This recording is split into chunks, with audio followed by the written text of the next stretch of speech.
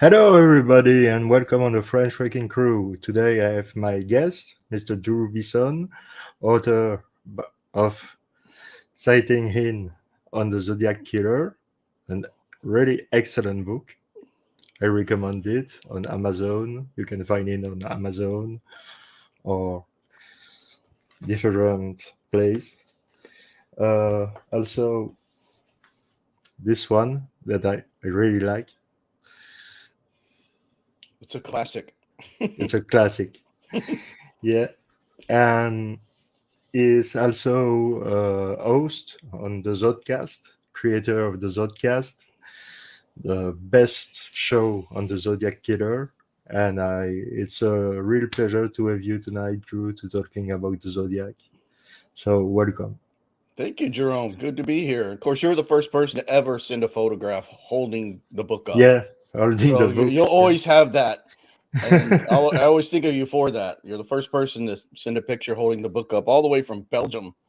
So that's a big deal, for Yeah. some nobody down in Houston. No, it's a shame. Really, it's a shame. It's I don't understand. And you have a new T-shirt on Oh yeah, this that's the new to the sell. new Zodcast swag. Excellent. So yeah, I just need to get you one to wear on the show. Yeah, So we'll yeah, figure yeah. that out. We'll figure that out. We'll figure it out this week.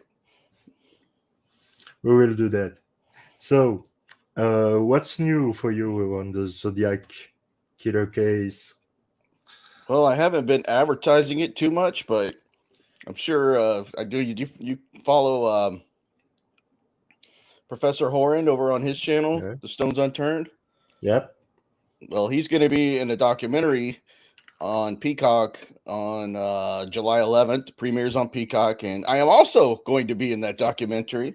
Yeah. Uh, so his theories the primary focus, but I'm going to be in it as well. I don't know what else is going to be in it. I only know what I know, but that's pretty big news, and I think people will. I think it's going to move things forward. I really do. From what I know about it, it's going to move not just a single theory forward, but certain things because they kind of actually did dig in and try to find the right people in law enforcement and try to move the case along.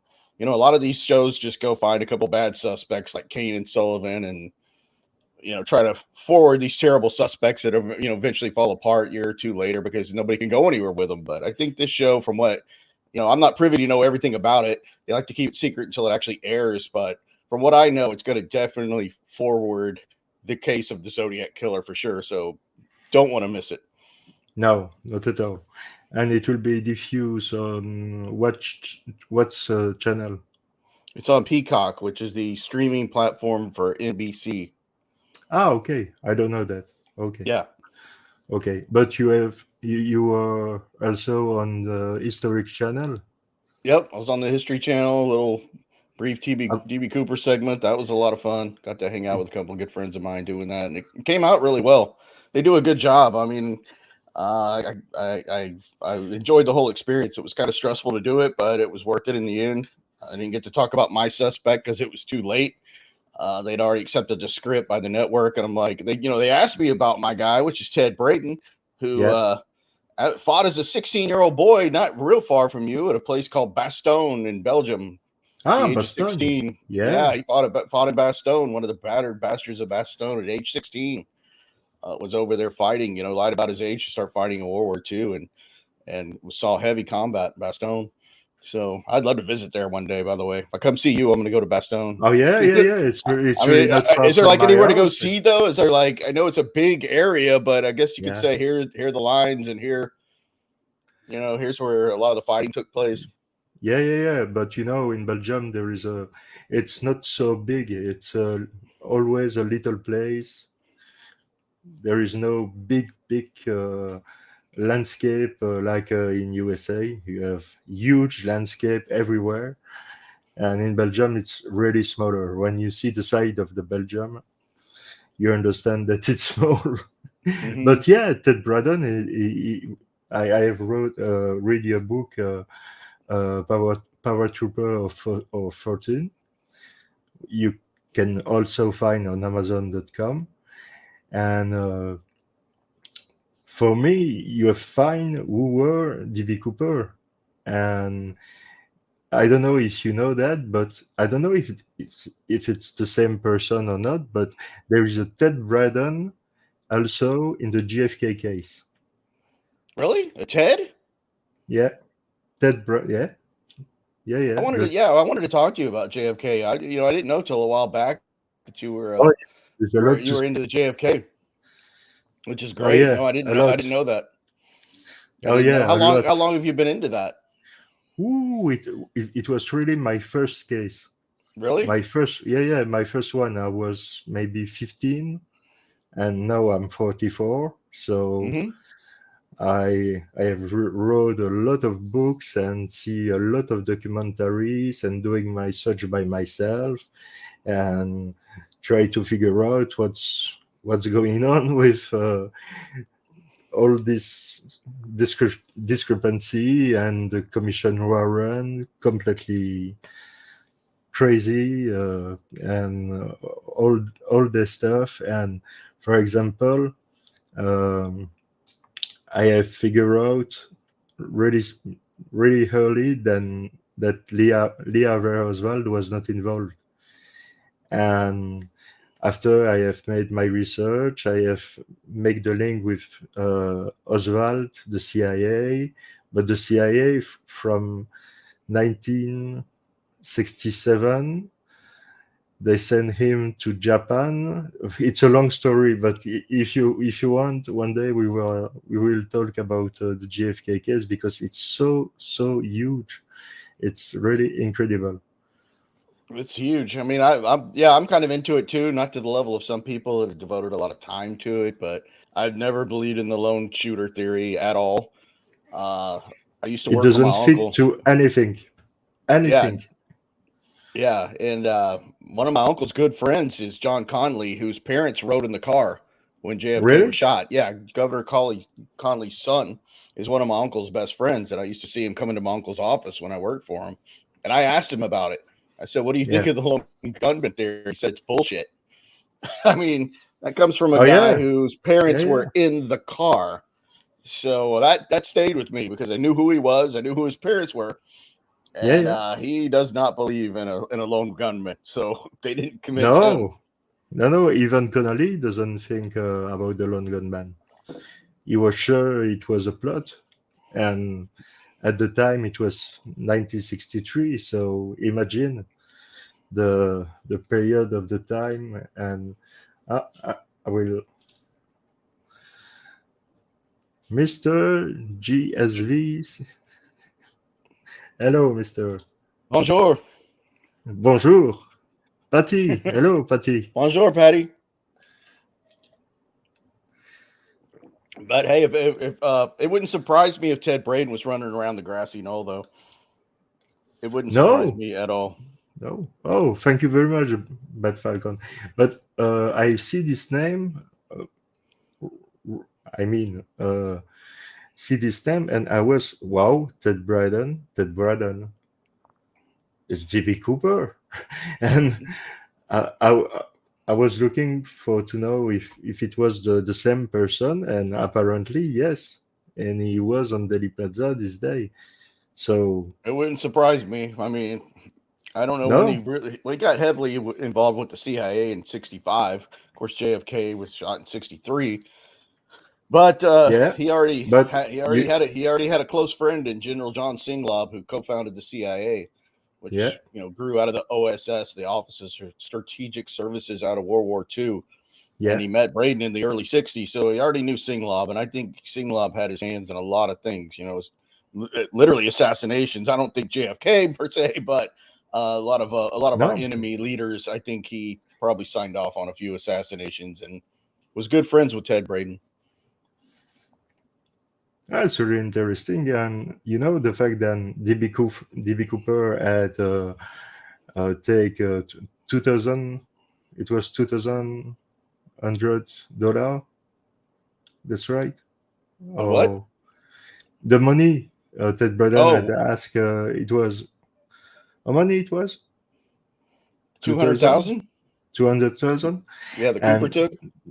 yeah, And the thing really funny in this case, you see Jack Ruby, the killer or Oswald, receiving 50 grand, so $50,000.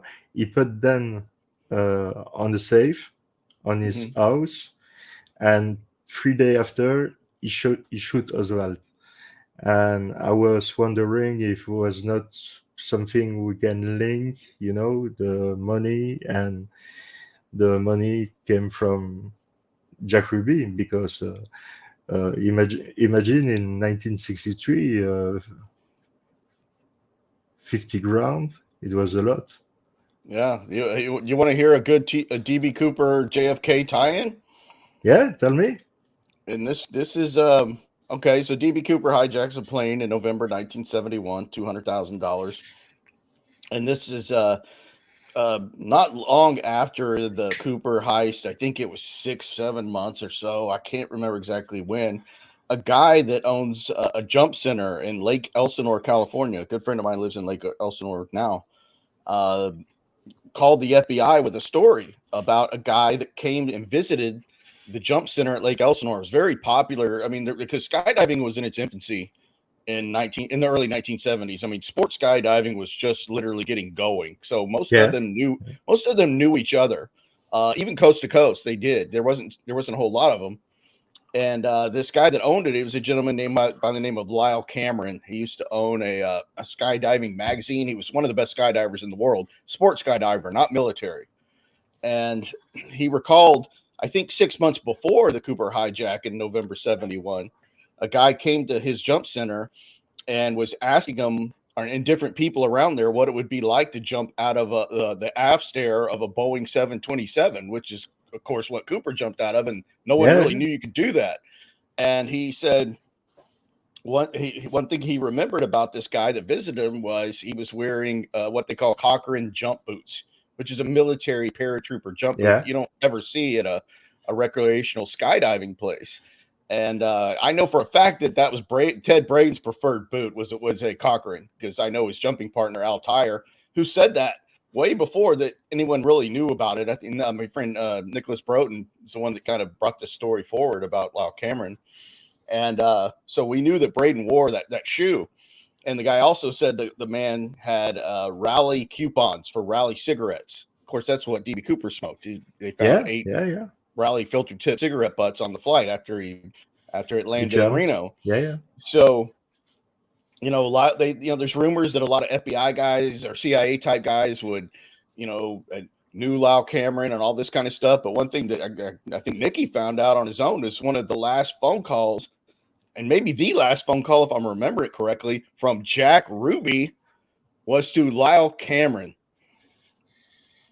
That is true. It's documented. It's either the last or the call oh, I'm before last sure. was made to Lyle Yeah, Cameron that ran the Elsinore Jump Center. So there's your JFK DB Cooper tie-in.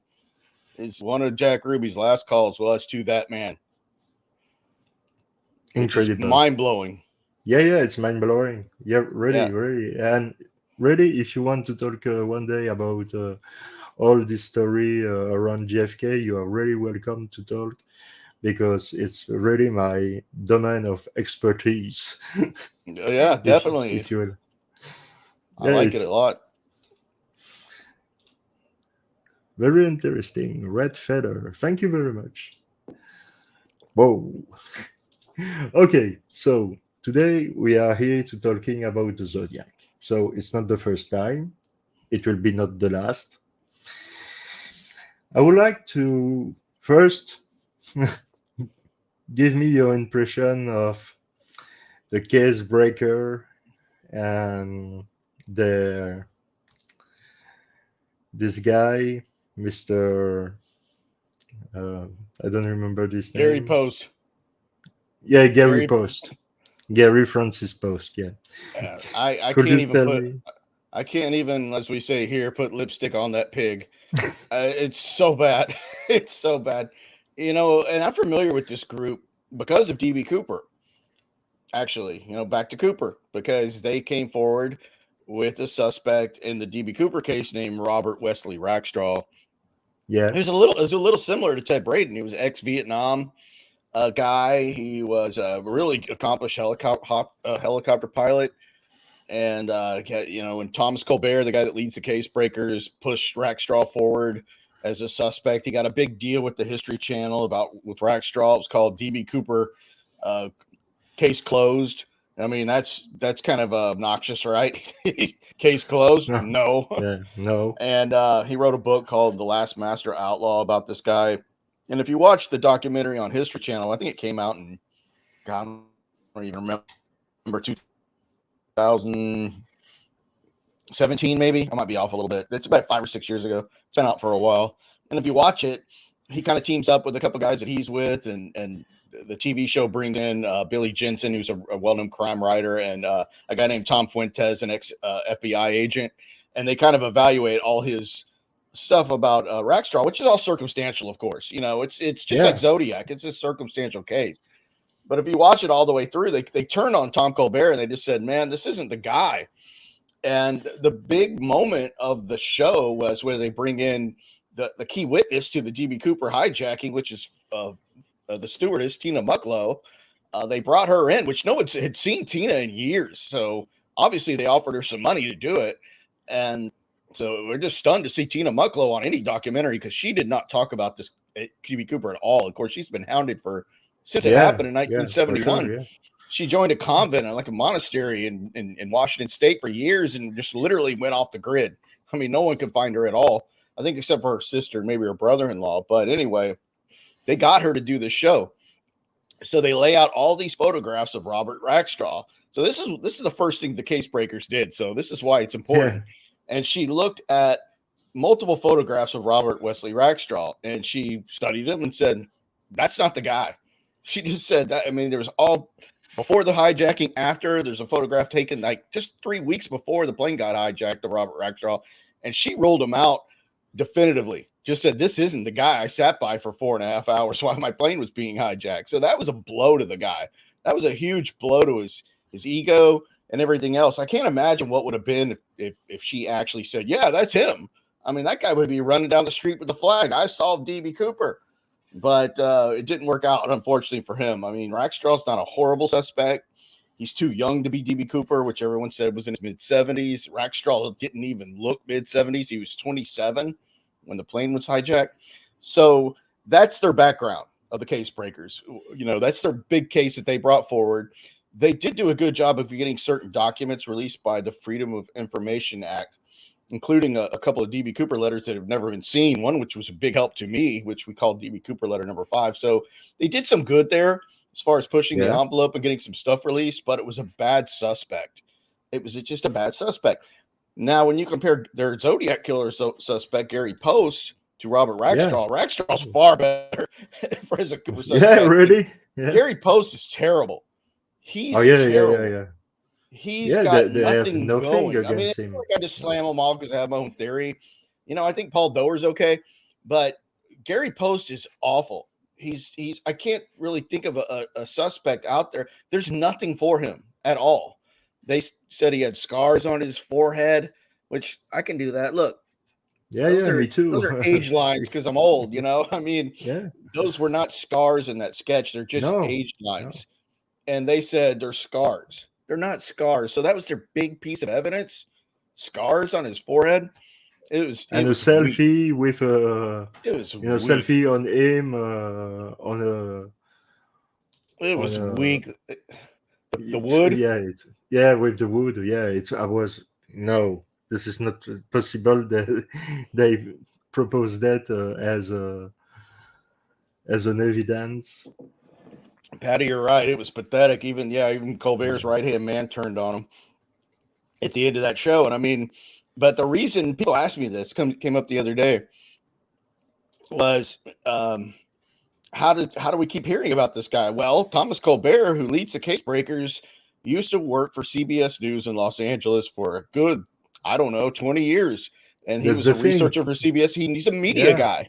Now he's an independent media guy. Yeah. He's a media guy. He's an independent media consultant now. Everybody. Yeah. So he knows how to get his stuff on Fox News. He knows how to get his stuff on the Daily Mail, which is, widely traveled website. He knows how to do this. He knows how to do a press release the way they want to see it.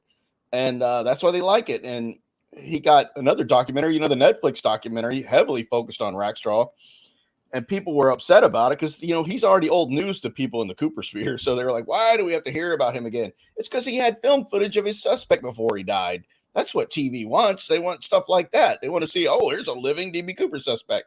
Yeah, They but don't always necessarily care who it no, was. no, I mean, no, that's one no. thing I have to. But yeah, Gary Post is terrible. He came back Yeah, up and it's a again. shame. It's a shame for his family because if he's innocent of what we are talking about, Yeah, it's it's a a shame shame. for his family. It's a shame. They claimed that he gave a bunch of the guns away from the Zodiac crimes to these people that knew him up in some mountain somewhere, and that the case breakers were too lazy to hike up the mountain and get the old Zodiac guns. I mean, Yeah, yeah, I it's see really that. a Yeah, yeah, joke. But if you yeah, read some of these headlines, they really pull you in. If you read the Daily Mail, it says DB Cooper, Zodiac killer solved for the 80th time, and the FBI admits that it was Gary Francis Post. And when you read the article, that's not true. They say yeah. some No, ex FBI guy said that they had Post DNA and they compared it or whatever. Here's a startling revelation. They don't have the Zodiac killer's DNA, so there's no way Gary Post was identified by it because they don't have the Zodiacs. If they no. do, I'd love to know where it came from because they don't have it. Yeah, They don't have it. SFPD maybe. does not have it. They have a partial crappy sample from the Yeah, 1978 letter, which is not even guaranteed Zodiac. no. Vallejo and the San Francisco letters, where I say this all the time because I know this better now. I think I'm now an Oh, expert yeah, on yeah. Zodiac DNA. The way that SFPD stored the DNA in the Zodiac case was abysmal. I Oh, mean, yeah, yeah. people that worked at the SFPD crime lab literally Yeah, took the letters home to let their family look at.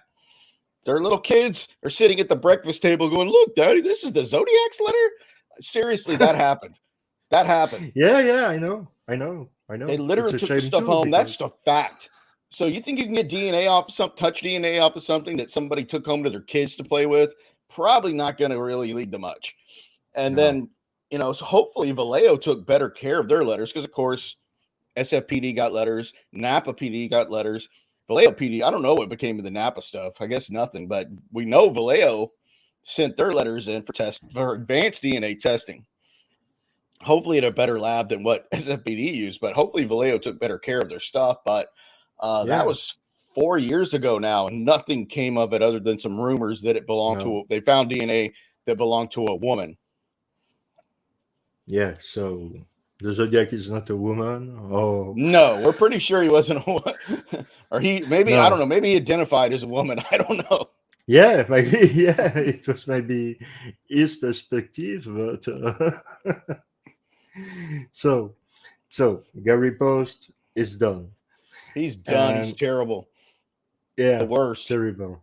Yeah, one of the worst. Yeah, He's yeah, worse than yeah. Earl Van Really. Best Jr., and that takes a Oh lot. yeah, yeah, yeah, He's worse than yeah. Earl That's Van true. Best Jr. We would probably say it's pretty bad. I don't know. They're both down there. So, if you agree, we are going to talk about the first attack on Lake Herman Road. I would like to know what do we know and what we don't know about this special day, December 20, 1968.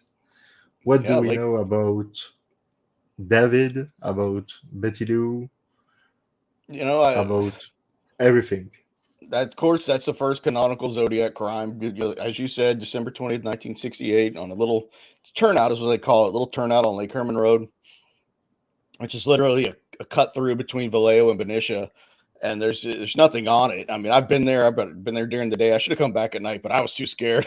But it's still there, and that's what's so creepy about it. It probably hasn't Yeah, really changed much. I'm told it was a yeah, little bigger back in the day, I have seen but the video. Yeah, it's a little gravel turnout, which is I don't see where that would be the first place a couple would want to go and do, be alone together or anything like that. But what we know about Betty Lou Jensen and David Faraday, they were on their first date.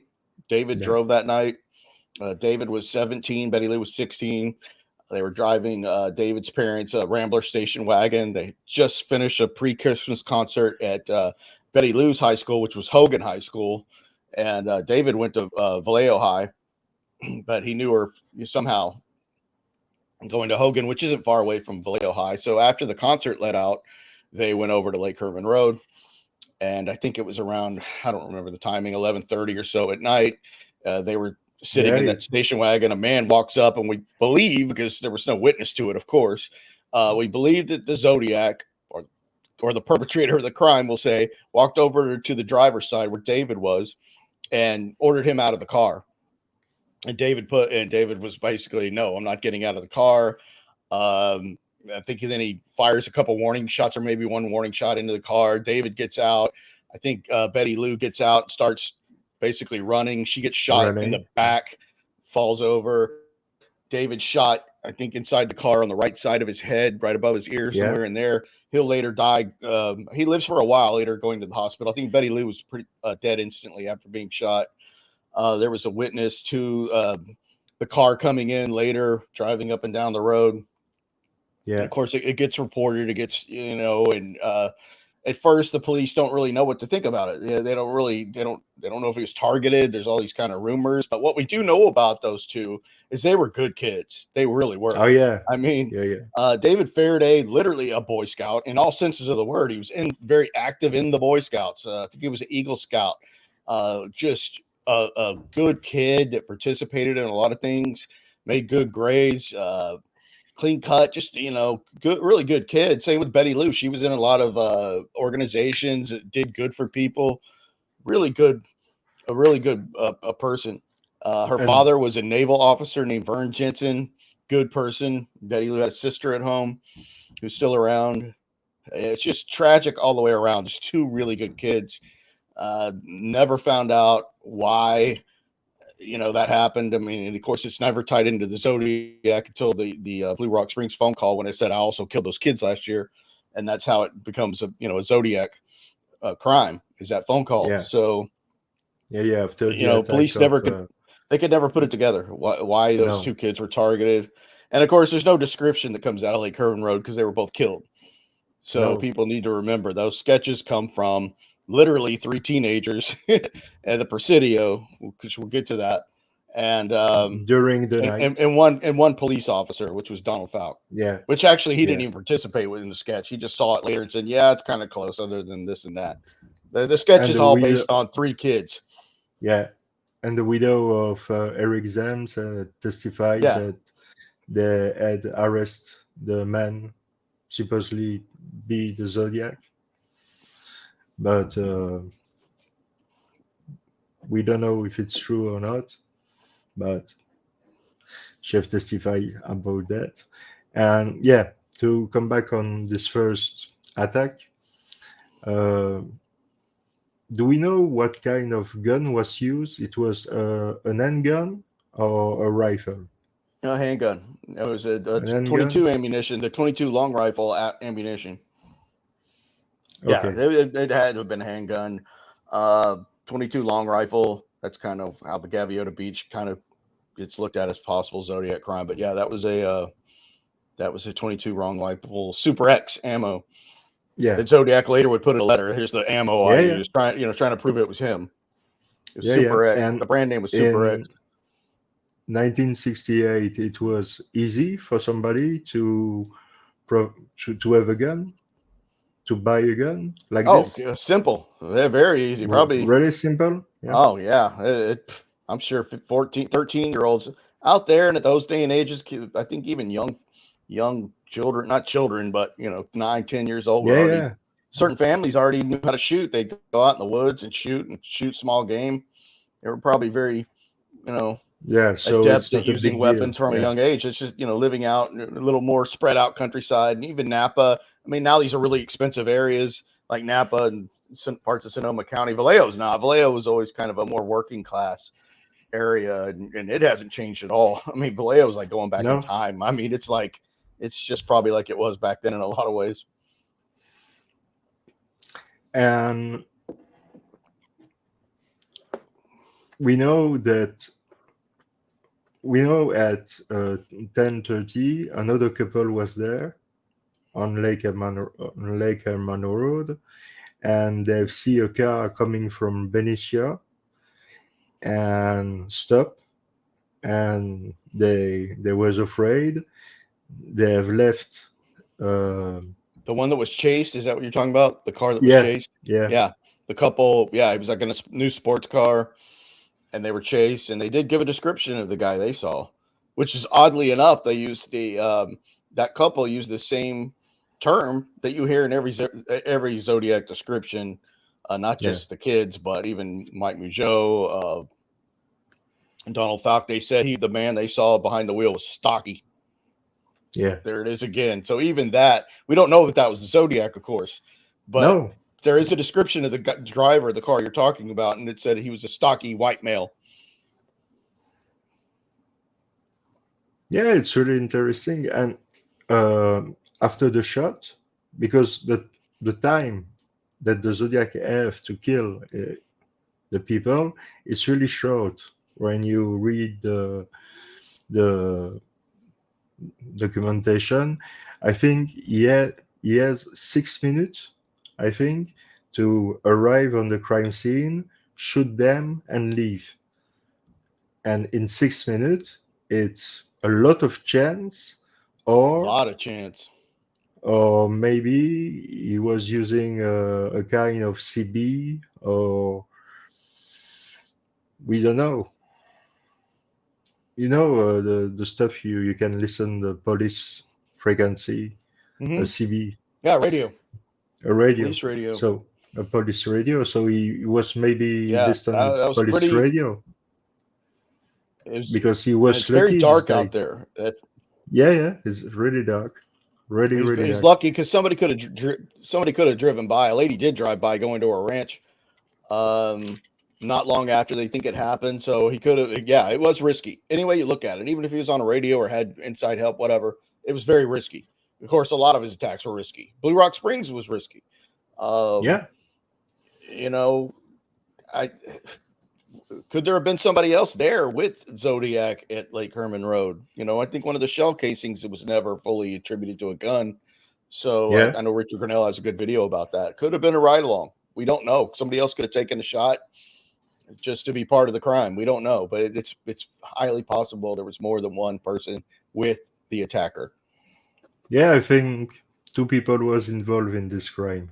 I'm, I cannot prove it, but I think it was the case. I won't And argue that. and yeah, we have this woman who find Betty Lou and David, and yeah, she's not really helpful because she don't have nothing to say. But about the killing, I'm reading for now Mind Hunter by John Douglas and Mark Allshaker. It's a really, really good book. It's about profiling, and on Lake Herman Road, you can see really the difference between the shot on David and the shot on Betty. Uh, David was killed as an ex, ex no, I will not. Exiting the car. Yeah, but one shot in the head. Yeah, There is right, no right suffer, ear. no pain. And for Betty, he shoot her 5 times, and In the it back. was in the back, and it was more, it was more rageous against the woman. Oh, that's something that's speculated on a lot, especially with Lake Berryessa. Oh yeah, yeah. With the Lake Bayarsa, it's the same. It's the same.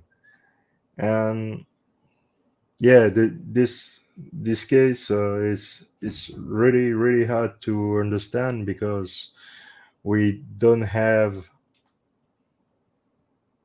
we don't have all files we need. We don't have all the things we need to investigate properly about the case, because the forensic at the time and the DNA, like you have said, was not in the mind of the people. It was not existing. So if the Zodiac will act today, it will be caught in maybe five days. But it wasn't it wasn't the case. And do you think this guy or these guys was close from the hippie culture?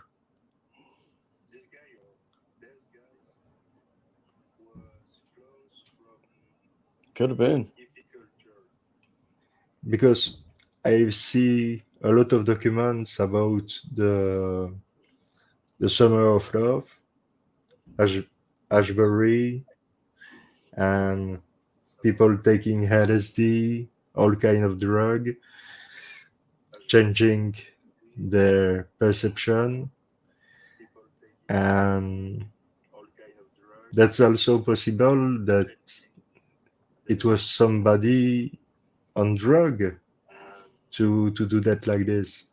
But I don't know, it was so quick. This crime was so quick.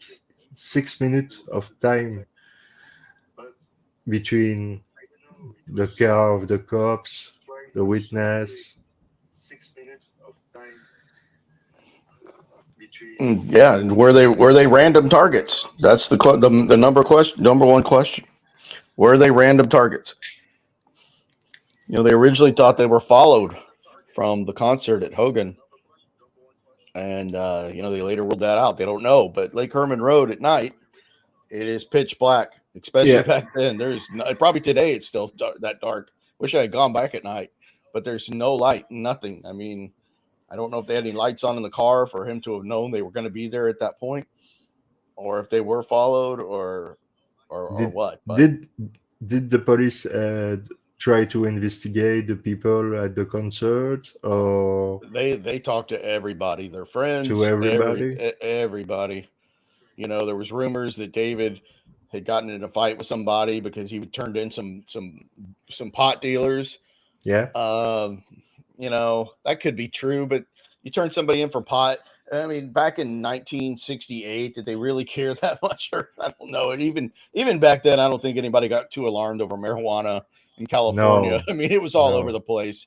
I mean, you had guys Yeah. coming back from Vietnam uh, already, going off to Vietnam, that were constantly smoking marijuana when they could. I just don't see that being enough reason to execute a good kid like David Faraday at all. No, it doesn't make sense. No. Could they have been targeting them because of one of their parents, like Vern Jensen, who was a naval officer? Maybe he just we don't know. We don't know. I mean, the people are pretty confident that that's a Zodiac attack, ties to the other three, and it was probably just they lined up at the right time. He was looking for a couple to attack, and they just wound up in the wrong spot at the wrong time, and that's why they Yeah. were picked. I really think they were random. I think all the targets were random. Yeah. Really? Even Paul Stein or Yes, yeah? I think they Really? were they were they were just timing, just timing, Why do you timing think and location. yeah? Why do you think the Zodiac stopped killing for 6 months? That's a good question. I don't know why the long layoff between Lake Herman Road and Blue Rock Springs. Of course, December 20th, 68 up to July 4th into the morning of July 5th. Why the long layoff? I don't know. Somebody could have moved somewhere and then had to come back up to the area. It's kind of my theory. Um, I think there's something about that. Of course, the first letters don't show up till the end of July of '69, so no one's heard the Yeah. word Zodiac yet. No one, No. no one hears the word Zodiac until August of '69. So you have this couple getting killed on December 20th of '68, and the word Zodiac does not show up until early 19 August of 1969 with the debut of Zodiac. This is the Zodiac speaking. That's how we know. Of course, a couple of letters before are the three letters with the 3-part cipher, and it did have the zodiac cross circle, but it didn't say the word zodiac. No, no, no. He say, "I'm the killer of the two teenagers last Christmas," and it was not Christmas. It was on December 20. Yeah, it It was was right not before, Christmas. Yeah. days before. So I sometimes I try to understand why he put this thing like this. It was on Christmas, but it was not on Christmas. It was 4 days before. So why don't be precise on that? You see, it's Yeah, maybe he something. wanted it to get as close as he could to it. I don't know. It's Yeah. kind of like Michael Cole's theory. I don't know if you've read Michael Cole's books, which are great, No. Zodiac Revisited, but his whole the main, I don't agree with him on everything, but he's really studied it, and he believes that the killer was trying to get close to some of the solstices, like the winter solstice, and when the planets would align the right way. He couldn't make them work exactly, but he was trying to get close enough. And then he was also employing radians, like a certain radian he wanted to kill, and then employed the Tim Holt by gun, by fire, by rope. This was all this kind of master. That's how it started with this master plan of I want to kill along this radian, which is going to put me right along Lake Herman Road or Blue Rock Springs, and then I want to use a gun at this attack. Of course, the first two were guns, but he thinks it was all this coming together, and in theory and planning. And then when the reality hit, I've got to find people at these spots, Yeah. Yeah. and I might not find them on the exact day. And of course, most people believe, including myself, is that the zodiac, if it's a person or two or however you go with that, was confined to maybe married, maybe had a regular job, because if you really analyze all the dates, and not just the dates of the crimes, but the dates of the letter mailings, Yeah. you'll see that so many are either on a Sunday or on a Yeah. holiday like July 4th. They're on a weekend. Like Zodiac said, I'm cruising around looking for victims on Friday night, for Friday night. Seems that Yeah. he was confined to those, couldn't always, didn't have all week with nothing to No. do. There was, had a No. job No. or a family or something that would bring him away. But when you think like this, when you think with all this strategy to kill somebody, it makes somebody who think about all these things and who prepare all these things. And really, I never saw that before. It's really really strange. But if everything is really planted for that, with the radian, with the solstice, with everything, why does it does it not write to the paper immediately after to Good point. claim his crime? Yeah, good point. Never immediately wrote to the paper to claim Lake Herman Road. Never wrote to claim in writing the Lake Berryessa attack. The No. only admission of it was on the car door of Brian Yeah. Hartnell's Carmen Gia, where he wrote the dates of the prior crimes, which is interesting because that does tie in Lake Berryessa to the prior two crimes, because he writes the Yeah. dates out of Lake Herman Road, Lake Blue Rock Springs, and then he writes the date of the day that he did the attack at Lake Berryessa. So that does tie all three together. And of course, you had a phone call after Blue Rock Springs claiming Yeah. them, and then you had a phone call after Lake Berryessa to Napa PD claiming the attack at Lake Berryessa. So the police were comfortable at the time that all three of those were related. But why he waited to claim it until August of '69, why Yeah. or why, Six or the phone months. call Yeah. after Blue Rock Springs that evening, which was I think July 5th at that point. Why wait? Yeah. Why not introduce the Zodiac earlier? If true. I don't know. Maybe I don't know if that was part of the plan, or if it's two people involved, maybe that's one person's idea and they went with it, or I don't know. It's really strange to never Yeah. Yeah. claim Yeah. Yeah. Berryessa in writing was weird, other than the car door. Never showed up in another letter. No. No, that's true, and that's really true. And in the same times, I don't know if you have this feeling, but I don't know. I think the message of on the cover of Brian Hartnell was more than just the date of his crime. I think there is Yes, something in that. I think there. Yeah, I do. I talked to somebody about that the other day. There's got to be. There's more in that, especially how he wrote the first two in numerically. Yeah, He and wrote after Sept 12, 20, 6, 8, and 7, 4, 6, 9, and then wrote out the word sept for Sept, September, yeah, SEPT. Why wasn't September a 9? Everything he did was with a purpose. So yeah, I agree. There's another message in there that we'll never know. Unfortunately, we'll never know what it was. But I think there was messages in everything. I don't, even if they were something simple yeah, to him. yeah, yeah, yeah, yeah. But you need to understand what he think to understand his logic, and it's it's not something easy to do because and red red feather was, yeah, I think the ABC murder connection is interesting. Yeah, really, really. Agatha Too many Christie at the connections. road. People should read the ABC Murders by Agatha Christie. Yeah, Read the whole book, the original book, and then think about the Zodiac crimes. If you then ABC Murders, probably Agatha Christie wrote that book in the 1930s, and I've got great writer she was. That was somewhat inspired by Jack the Ripper, yeah, and I believe Zodiac was inspired by Jack the Ripper, and so many things English and in yeah, England. yeah, yeah, The yeah. Mikado was English. The Of course, ABC Mikado. Murders is English.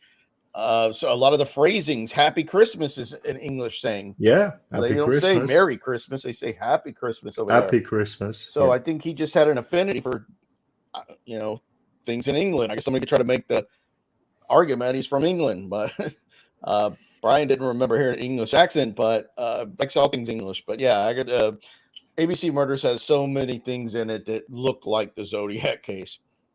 yeah, yeah. That's true. That's true. Yeah, yeah. This case is really amazing. So we will move to the next attack. 6 months later. Uh, Go ahead. Blue Rock Springs, Yeah, Blue Rock Springs Park, July 4th, 1969. You had Mike Mougeot, who was just a little of Vallejo local. He had a twin brother. Can't remember his brother's name, but yeah, he had a twin brother that looked exactly. They were identical twin. He had an identical twin yeah, yeah. brother, Stephen. His name is Stephen Mougeot. Steven.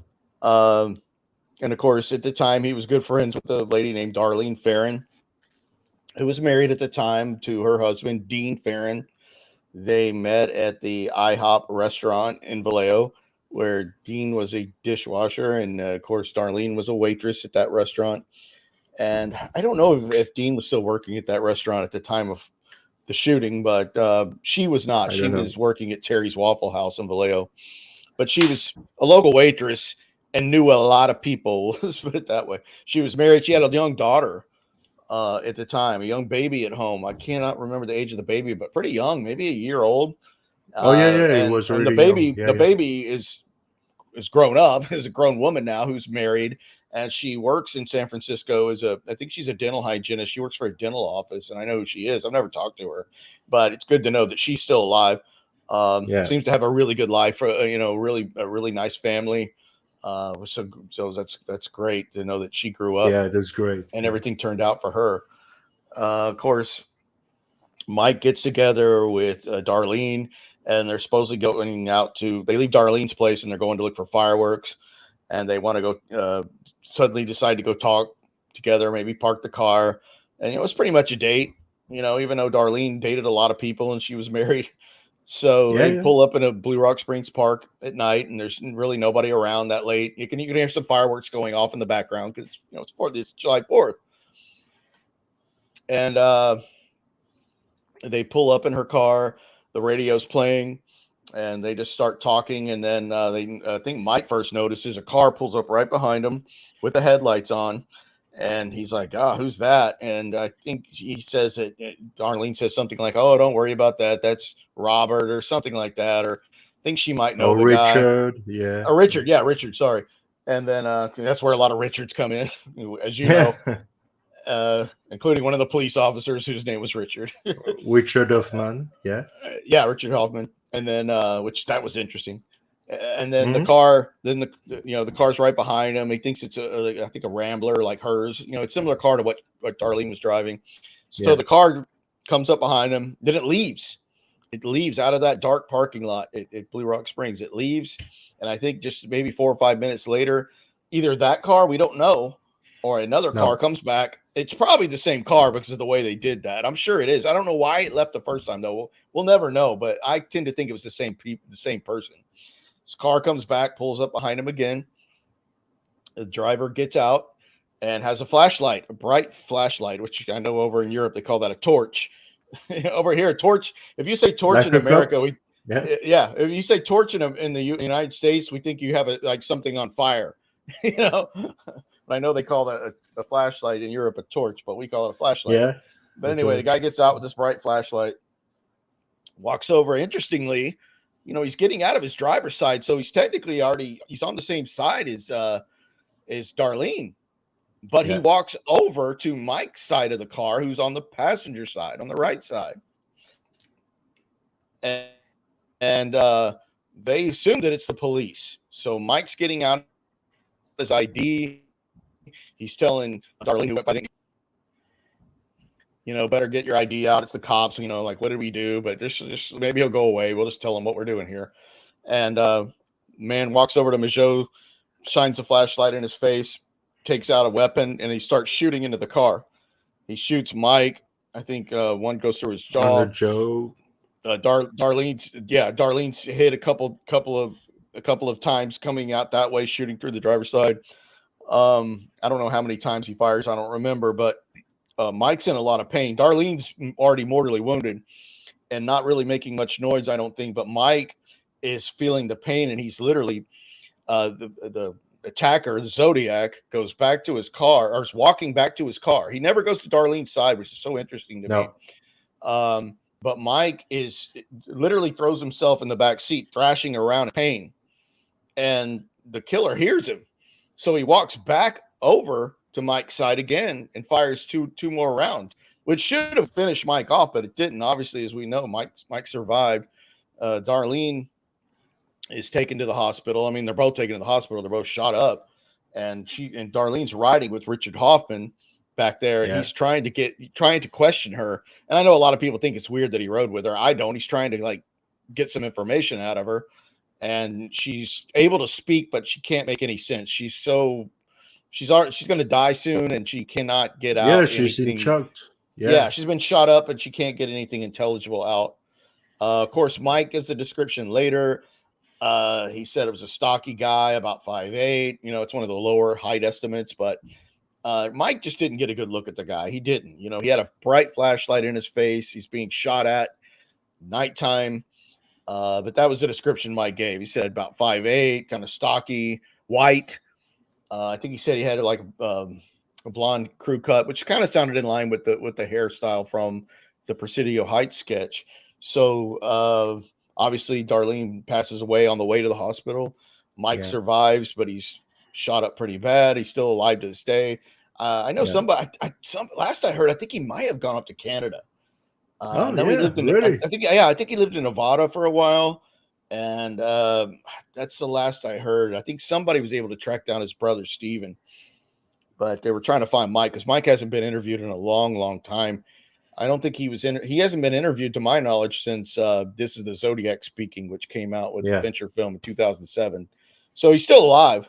I don't know where he is, but so that's Blue Rock Springs. Of course, there was a phone call after that attack claiming that and tying it in to Lake Herman Road. So that's the second canonical Zodiac crime.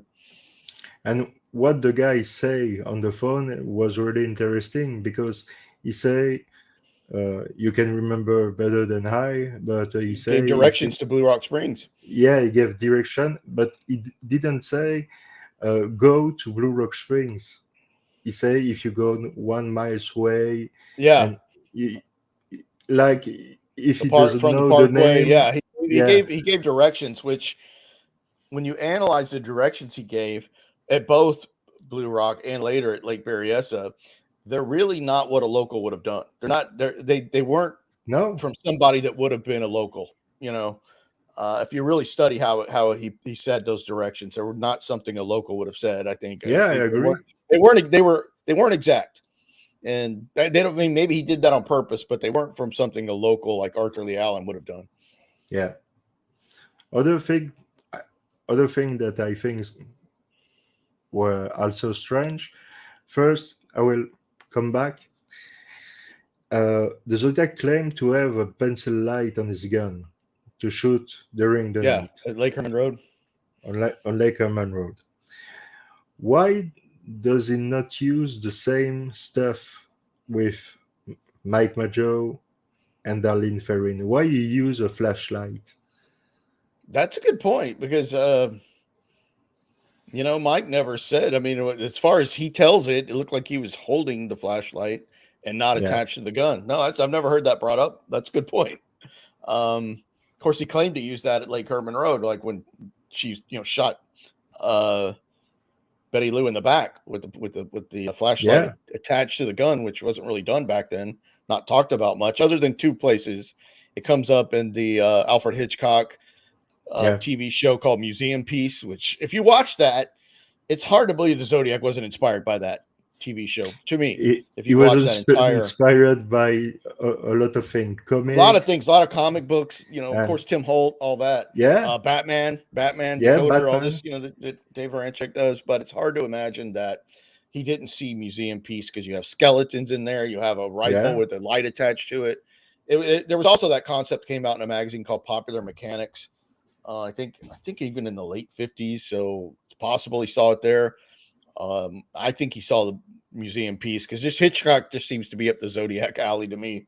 So I think he saw a Museum Piece and got inspired that. And if he talked about having a light on the gun, we don't know that he actually did because there was no no, witness to it. So we don't no, know that no, he could have said he had anything at Lake Herman Road.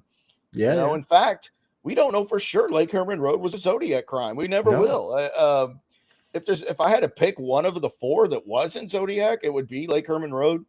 yeah, I tend to believe that Zodiac, but we don't know. We don't know for 100%. It could be one that he just picked up. Now, what ties Lake Herman Road to anything other than Blue Rock is because they're so close together. I yeah, mean, I've driven from Lake Herman Road to Blue Rock Springs, and it seemed like it took me 5 minutes going yeah. normal It's speed. You're two or close, three very miles. close, Yeah, yeah, yeah, very close together. Different weapon. We talked about yeah. the Lake Different Herman Rose weapon. 22 Yeah, long rifle, and it Blue Rock Springs was a 9 millimeter. Of course, he said nine that the gun that he millimeter. used was a 9 millimeter Luger, and later I think they determined that it was a Browning high power, which is very very similar to a 9 millimeter. Same, I think it could be even interchangeable. Maybe that gets into Horn's theory a little bit when like he's just read the police files where it said a 9 millimeter and he didn't get specific. And I thought it was a Browning high power actually, but similar to a 9 millimeter, but it was a 9 millimeter uh, casings. Something else that I think weird. It's Darlene talking about Michael to goes for firecracking to buy his firecracking, and in his wallet she has nothing. She has, I think, 58 pence, something like this. So if she has no money, how can she buy this firecracker? Yeah, maybe it was just something they said to go be alone. Yeah, It's but possible. in fact we don't know if Michael was already in the car with Darlene, or if Michael was waiting at Blue Rock String, He was Blue Rock with her in the Spring. car when they left her house. Because if you remember, he tells a story where they were remembered being chased, but not Yeah, to Blue Rock Springs Park, but chased at some point when I think yeah, when they went to the A&W root beer or wherever, I can't remember, but that he recalls it being chased. We don't know if no one knows if that's true or because he's such a bad witness, unfortunately. But yeah, I think most believe that they were together when they left her house, and for whatever reason, wound up at Blue Rock Springs Park, and And do you think that was do you think they were alone, or there was somebody else with them?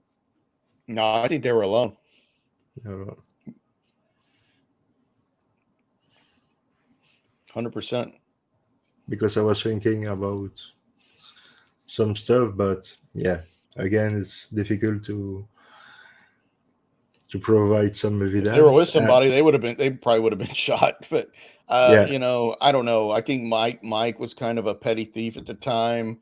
He wasn't too worried about that. Of course, he really, really was in love with Darlene. I mean, I truly believe he was. I mean, of course, we know that night he was wearing several layers of clothing because he was so thin that he didn't want to look that thin, so he would wear heavy clothes. Even if it got yeah, hot, he didn't care. He wanted to look bulkier. yeah, So that's yeah, one thing the police didn't forget that night was all the layers of clothing Mike was wearing.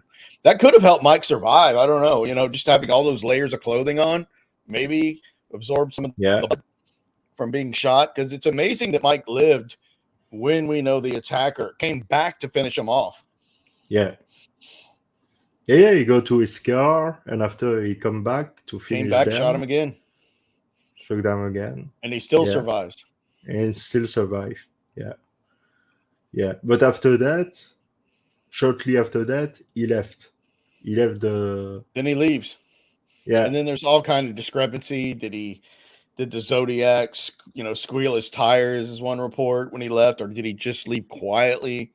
I'm sure he would have left quietly. Why would you want to draw more attention on that? But still pretty risky, because people are out. It's 4th of July night. There's going to be yeah, yeah. There is a lot of people out. firecracker. Police will be Yeah, out. Firecracker. Well, firecrackers are actually kind of good because the gunshots are yeah, going to, yeah. people The are going to think the gunshot are the gunshots are same. firecrackers. So that was actually pretty smart. They're going to think the gunshots are firecrackers and no one's going to report it. Yeah, yeah, yeah. Absolutely. But do you think Darlene, or maybe Darlene was targeted by the Zodiac? Maybe if he was thinking that she was with her husband and not Michael. That's going to be speculated forever with her because she knew so many men. She dated Yeah, so many. She was married yeah. Even before policeman. Gene. Yeah, She was married to James Phillips Crabtree. I know this guy's name changed. yeah, His name is like Scrabble game because Phillips James Crabtree. I mean all this stuff, but his name was Crabtree. And he was just kind of a nasty type guy. He hated her when they split up. I know he told one Zodiac researcher that he still hated her, so that probably didn't bode well. yeah, But he's one of the likely candidates all the time that her ex-husband before Dean, Crabtree, wanted her murdered or did it. But think about that. Let's think about that. Let's say it's Crabtree, or let's just say it's Dean. You never hear. Dean had an alibi. Remember that. yeah, Dean was working that night. He had a good. Of course, one of the first place the cops look was at her current husband, which they would do yeah, now. yeah, Like the spouse is murdered, they're going to look at the spouse, right? The husband or the wife. Dean had an alibi. He was working, that night. Actually, he was a cook. I think he's a cook. My bad. If I said earlier, I don't remember. I'll get scorched for that. He was a cook. But he had a solid alibi. But let's just say it was Crabtree. yeah, Why your target and your anger is at your ex-wife? If she's out with Mike Mageau, who cares? Because she's already dated half of Vallejo, and I mean that's unfortunately true. You're probably going to walk up to her first, and because that's the object of your anger is more her than him. Why does he walk up to Mike, which is odd? He gets out of his driver's side, he walks over to Mike and starts firing. yeah, It seems like if anyone was going to survive, it would be her because Mike's closer. So it's so yeah, odd to me. But if it's Crabtree or somebody that it's targeting her specifically, why would you walk up to her and fire instead of killing her through the other window where Mike is? I don't know what his mindset was to come over to that window because he never goes over to hers and fires. She's killed through his window. So weird to me, but it's Yeah. possible. I know for a fact that Cheney and Allen would have known her from the IHOP, because Yeah. you can literally trip coming out of Arthur Lee Allen's front yard at 32 Fresno Street and hit that IHOP. I've been to that IHOP. This is Yeah. now a Mexican food restaurant, same building. She worked there. It's a tiny little restaurant, and Arthur Lee Allen probably was there probably multiple times a week. He lived so close. And, obviously he wasn't on any diet or anything, so I'm sure he ate there all the time. He absolutely would have known her, no doubt. And Oh I'm yeah, sure yeah, yeah. I'm sure Cheney knew her, but a lot of other people probably knew her too.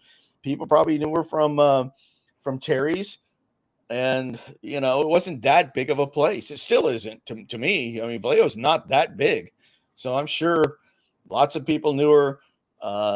She dated a police officer. It was what was his name? Gordon, Jeff Gordon's uncle, the NASCAR driver. Her uncle was a Vallejo cop that dated her. Buzz Gordon. And, it's possible with her. That's the Pandora's box that you open with her is never ending, because she knew so No. many people socially. Apparently she knew Gaikowski from wherever, Yeah. or, which is nonsense to me. No. But Me neither. absolutely, Allen would have known her, no doubt. Oh Allen yeah, would have yeah, known her yeah. from that For IHOP, sure. because it was literally out his front yard. I think it's probably like 300 feet away from his front yard was where she worked. Couldn't miss it. But it's And possible. yeah, that's highly possible. And yeah, between the two first attacks, do you know what Cheney, Allen, or Ron Allen, or Sandy Panzarella, one of I know my you're a Panzarella fan. suspect? Yeah, a big fan. And do you know what they were doing at the time during these 6 months? The first attack and the second attack? Do you It's hard to nail down. I mean, I can tell do you you that know if I know do you Arthur know Lee if Allen lived at 32 Fresno during all four attacks. Allen lived at 32 Fresno, but did also spend time at his trailer in Santa Rosa. yeah, And actually, I know, which this has not even been released to the public, he had two other trailers that yeah, were yeah, yeah, livable. So who knows what was going on in yeah, those yeah, trailers, or if they'd yeah, I ever been know, searched. But yeah. most people don't know that. Allen had more than the trailer in Santa Rosa, but his primary residence was 32 Fresno. So as far as profiling With goes, his mother, yeah. Arthur Lee Allen lived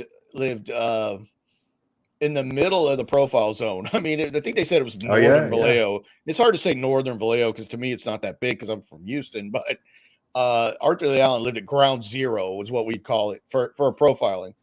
And from I what I do, know about it, I do just agree. knowing somebody that did would count too. But yeah, 32 Fresno is in the middle of everything where Allen lived. Panzarella. At that point, Panzarella is already in Manhattan Beach, California, Southern California.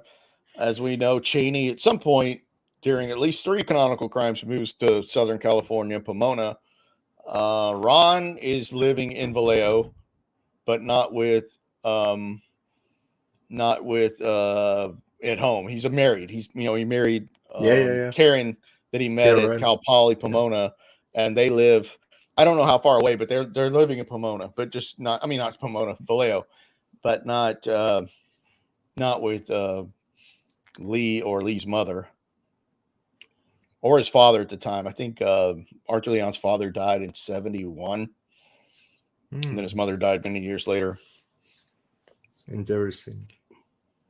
And during this time, during this four attack, there was so much. There was Apollo 11. There was the Sharon Tate killing. There was a lot of things. And do you see you? Do you see a connection between the so-called Manson family and the attack? None. I know some people do. Zero. I'm interested in it. Well, I like the theories, and I have some friends that do. I think that's one of the ways that Ned got into Zodiac was he was kind of a big Manson Yeah. theory type guy. Yeah. The wider conspiracy stuff. No, Ross is kind of great book. Great book. That is a great. I'm not just saying it because he's a nice guy. That's a No, no, great no. read. That's a great read. It really is. It's fiction, but it's a great, great fiction book. It would make a good movie. Make a Uh, really good movie. and there is another book Yeah, done. the book behind it is good too. Both Yeah. really good books people should check out. But yeah, I never saw anything with Manson, the Manson tie-in. It's just not there for me, and I don't see a bigger conspiracy. Of course, in DB Cooper I do, but I don't see it in everything. I don't see it in Zodiac so much. I don't see anything overtly satanic. I know people like maybe a Church of Satan tie-in, Anton LaVey, No, I don't type think stuff. so. Of course, Church of Satan was really getting popular at that time that they were during the murders, and it was based in San Francisco on California Street. And it was I never saw it. Never saw Manson or Bruce Davis. I think would be one of the main guys that would come up for doing the attacks out of the Manson families. Bruce Davis, who was actually a fairly smart guy to get tied up with this low down grungy group like Manson, because Manson, even back then, he had some charisma, but he was just a total dirtbag. And even people back then should have seen it, but he was able to convince people like Dennis Wilson and the Beach Boys, who was already famous, very Yeah. famous musician, is hanging around Manson in the late 60s. Beach Boys Yeah. were already huge by then. They became famous in the early 60s. And he's hanging around Dennis Wilson for some insane reason. I know Mike Love, as my friend's boss, went over to the Spawn Ranch where Manson was, and they claimed they had killed a black man. Yeah. This thing they told Mike Love when he went over there. It's really crazy, but I don't see it. Bruce Davis did go to college for a while, so he was maybe smarter than the rest. Tex Watson. Tex, Tex is an interesting guy. Came from a good family near Dallas, Texas. Big family. I think they were at least middle class, if not upper middle class. And Tex Yeah. had Yeah. gone to college as well. Very smart guy, athletic. He was tall, athletic guy. Had a great future ahead, and he throws it all away to get indoctrinated into the Manson thing. So, definitely don't think he was Zodiac. He's not. Tex was pretty tall and thin. Wasn't stocky, but I just, that's a Southern California thing. I think it's a stretch. You got to get into the whole MK Ultra and mind Oh yeah. Yeah. control, Yeah. which is out there. And I'm not saying I Oh don't yeah. believe in Yeah. any of that. I do. I just don't see Oh it yeah. in Yeah. this case. I've never seen much that was compelling tying Manson or You, another organized cult, if you will, to these no, no. murders. I agree, but I want to have your thought about that. And do you remember to see Susan Atkins doing this stuff like Yeah, this well, the with the all-seeing camera? eye. Yeah, the Yeah. all-seeing eye. Yeah, yeah. And A lot of it the was the stars do same that on. today. Yeah. Yeah, it's Illuminati. Yeah, absolutely. Illuminati, all-seeing eye, bigger, cult stuff. Maybe, Son of Sam Yeah. tie in the Process Church. Yeah. I know Ross looks into a lot of that. I with Zodiac, I've never saw it. Why not put a little more overt clues if you're tied to Church of Satan or Process Church or Manson, No. or I don't see it. I don't, you can put a But theory together, but in the Halloween card, there is something similar with the skeleton when he do yeah, that. that's true. Yeah, which could be a number. We Yeah, don't it know. could be It's not over his eye, 14 but yeah, or it could be 14. Yeah, 14 yeah, yeah. Maybe talking about 14 or or 14s. 14. Yeah, 14s. Or Gilbert Sullivan, I think I can't remember, it called the Magical 14 because they had, I think, 14 plays together. Gilbert and Sullivan could be that. We know he liked the Mikado. Yeah, Why but not some of the other stuff? we could say that about the Zodiac is not really he don't have a lot of imagination. He take a lot of little stuff everywhere to put everything in his letter, and except the cipher who was difficult, at least the second, because the first was really quickly crack it, but not Mm-hmm. completely. Not completely. What do you think about that? What do you think about the last 18 letter on the first cipher of the zodiac? Oh, the part of it that was never Yeah. broken. I'm not sure what's in that. I would love to know. I don't think we'll never know. We'll Do never you know. do you think there is maybe another arrangement in the cipher you need to make to have this to have a better comprehension of the zodiac of the cipher of or do you think the result at the time was good and there is nothing to watch more about that? Yeah, yeah. I don't. I think the 408. There's other than that. There's not much more. No. I think. I think it got. It. I think it got solved too easy. I think he even thought it was too easy to solve. That's why the 340 was so much harder to break. It took over 50 years to break the 340 Yeah, because I don't. which is weird because I don't think he the expected the 408 to be solved that quickly by Don Harden and his wife. That's no, why I no. believe the Zodiac was concerned citizen who sent the cipher key in, um, which is varied a little bit different, but it was the Zodiac. I fully believe the Zodiac sent in the concerned citizen correspondence. In this second cipher it was uh, I will try to remember the name of it was the I have a black hole. Vishner. I don't know if you know. It was the Vishner code. Mm-mm. So it was one letter, you descend one, you put Mm-hmm. there, and you continue like this. It's the Vishner code. Hmm. And when I see that recently, I say, wow, it's exactly what David Oranchak have done to resolve Mm-hmm. the stuff, but And it's something. one of your countrymen Yeah, was a big piece of that. Jarl Van Eck, who yeah, did the computer program, who yeah. really was the biggest. I mean, it was huge to do the computer part of it. Of course, Sam Blake's an Australian mathematician. Dave Aranchek, who led the team of three guys, American, and then Oh, Jarl Van Eck, yeah. A Belgian guy, who did the computer part of it. Which that was the computing power and knowing how to do it with the help from the other two guys to be able to get that solve. Yeah, I've tried to contact him to interview him, but I don't find him. I've tried it, but I don't find him. I know he lives in Belgium, but Yeah, I don't know if he's in Brussels or where he is. I'll look around. But if yeah, they you don't do a see me, whole lot. I want to make an interview with you in French, Yeah, in get him on. English. Yeah, that'd be great. I mean, just do some just some transcription so we can follow along. Oh yeah, oh yeah, oh yeah. So we are on the two first attack. Do you have something else to say about the two first attack? No. So we will move on September 27, 1969. That's right. So it's Lake Berryessa. It's a nice place.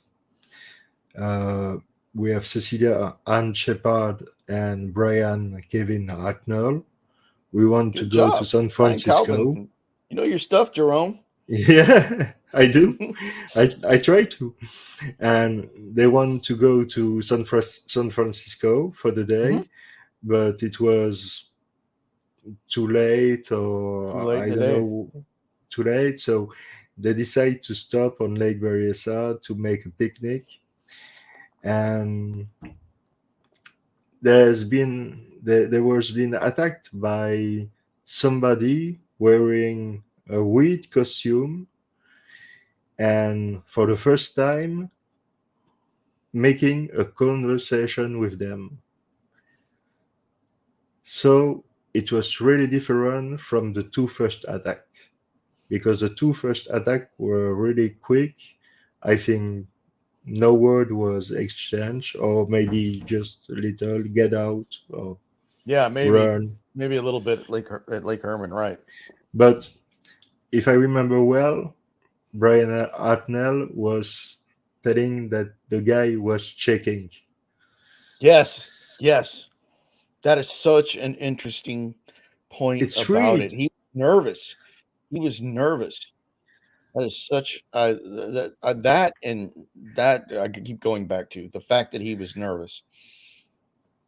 because he started to talk with them, asking the money, the key of the car. He he don't threat he don't threat them. He just asked to have a car because uh, he's an escape from D Lodge, Montana, I think or so, maybe yeah, it was some two maybe word thing, and then we don't know yeah, because, but he's maybe an he said Deer Lodge Prison in Montana. We don't know. we don't know, but he start to have a kind of conversation. He's really nervous. Don't you think that he had realized that he know one of the victim, Cecilia or Brian, and it make him nervous? And I that's I don't know. Maybe because it was who knows why. I think maybe because it was daylight and he's wearing this costume. I mean, he's yeah, but got he he's got to have a decide. timeline. Yeah, He we know he yeah, doesn't want yes, to get caught. Even if somebody no, says this is a copycat crime because it's too unlike the other three or the other two before it, he cannot want to get caught. So he's in the broad daylight. I mean, this is daylight. He's wearing this crazy getup. They were in a pretty secluded spot, but there's people boating along. It's possible anyone could have just come along. So he's one reason he's probably nervous is he's got to complete this. And I think in his mind, he wanted to get it over with because I fully believe that the creation of the zodiac persona, the letters, and all that other stuff was far more important than the actual crime. The yeah, crime was just a means to pull it all together and instill the fear. I don't know if he was so much how much into the exact crime or the killing part of it was. But he never says I'm Zodiac. He never says no, that. Like, all he says is I want your money and your car keys, which we know he didn't want. His goal was to no, stab them. yeah, But he's wearing this ceremonial black hood, like you said. He's got the Zodiac cross circle probably about that size, yeah, right over his probably, chest on this overhang. Right, just like that. Which Brian said it wasn't just scrawled on with paint; it was done with care. yeah, yeah, Later, at yeah. one point, he It's really well this made. kit, Yeah, yeah, very well made, like nothing you would just go to a costume store and get. So it's interesting. He never said, if he's wearing this executioner's outfit, if you want to call it that, why wouldn't you yeah, just go along with it? Like if you're playing the role and just say, "I am Zodiac, I am the Lord High Executioner," like from the Mikado, and really put that fear into him. Why is yeah, he? I mean, of course, it hides his identity, which is the main purpose of it. But he's planning on killing him anyway. yeah, So I really don't believe he intended for Brian to survive. I don't. Uh, of course, you've heard me a million times say this. I think one of the most important things that come out of it is, Cecilia and Brian, for that part's description of the attacker. Because yeah. The Brian engaged him in description. conversation, like you said. He said if he ever heard it again, he might remember his voice and that it had like a particular drawl to it, accent, if you will. But he said it. It's really something like it almost sounded like he had a hard time describing it, but he said it was fairly unique. The voice. But of course, Cecilia gives a description to Deputy Dave Collins, says he's about 2 inches taller than you, because Collins says I'm 5'10. She says about an inch or two taller than you, it's 6 feet. But the thing that they both said that I always harp on, and I say it a lot, was they both, Brian and Cecilia, told investigators that they could see the brown hair coming through the eyelets of the mask, through the Yeah, little clip-on sunglasses, through that, and you could see the brown hair yeah, coming through, which means if he was bald like Arthur Lee Allen, you think Arthur Lee Allen was the Zodiac, and a lot of No. people still do for good reason, he would have to be wearing a toupee, a wig that had Yeah, hair but long enough to go that far, all the way down through over the eye, below the lens, because you have a lens too, not just your eye, but the lens yeah, had to be a certain size. So the hair's got to be pretty long here. So are you really, if you're wearing a wig to disguise your identity, which you don't need you because don't you're need wearing that. this hood over it, No. why would you get a wig that the hair was so long that it comes through the eyelet? Yeah. Which tells me the guy had long hair at the time, That is At the Occam's time, razor. That's no at the wig. time, That's a guy that wore his hair long in the middle at yeah, the time. And then, of course, he'll just get it cut before Presidio. And they both said that. I don't think that's a detail the killer ever wanted to get out, is they saw that long brown hair coming through the eyelets. That's not Arthur Lee Allen. You're not going to no, wear a wig under a hood. That's insane, because especially one with long hair. Like if you're wearing a wig with that long of a hair under a hood, if that wig shifts under that, game over. Brian, who's yeah. 6'7", Oh, yeah, yeah. that's It was NBA really tall. tall. Yeah, That's NBA basketball tall. I mean, and Brian thought about making a play on that gun, but she talked him out of it, as we know. But I think if Brian did, he probably would have prevailed. It's 6'7". That is superior in height.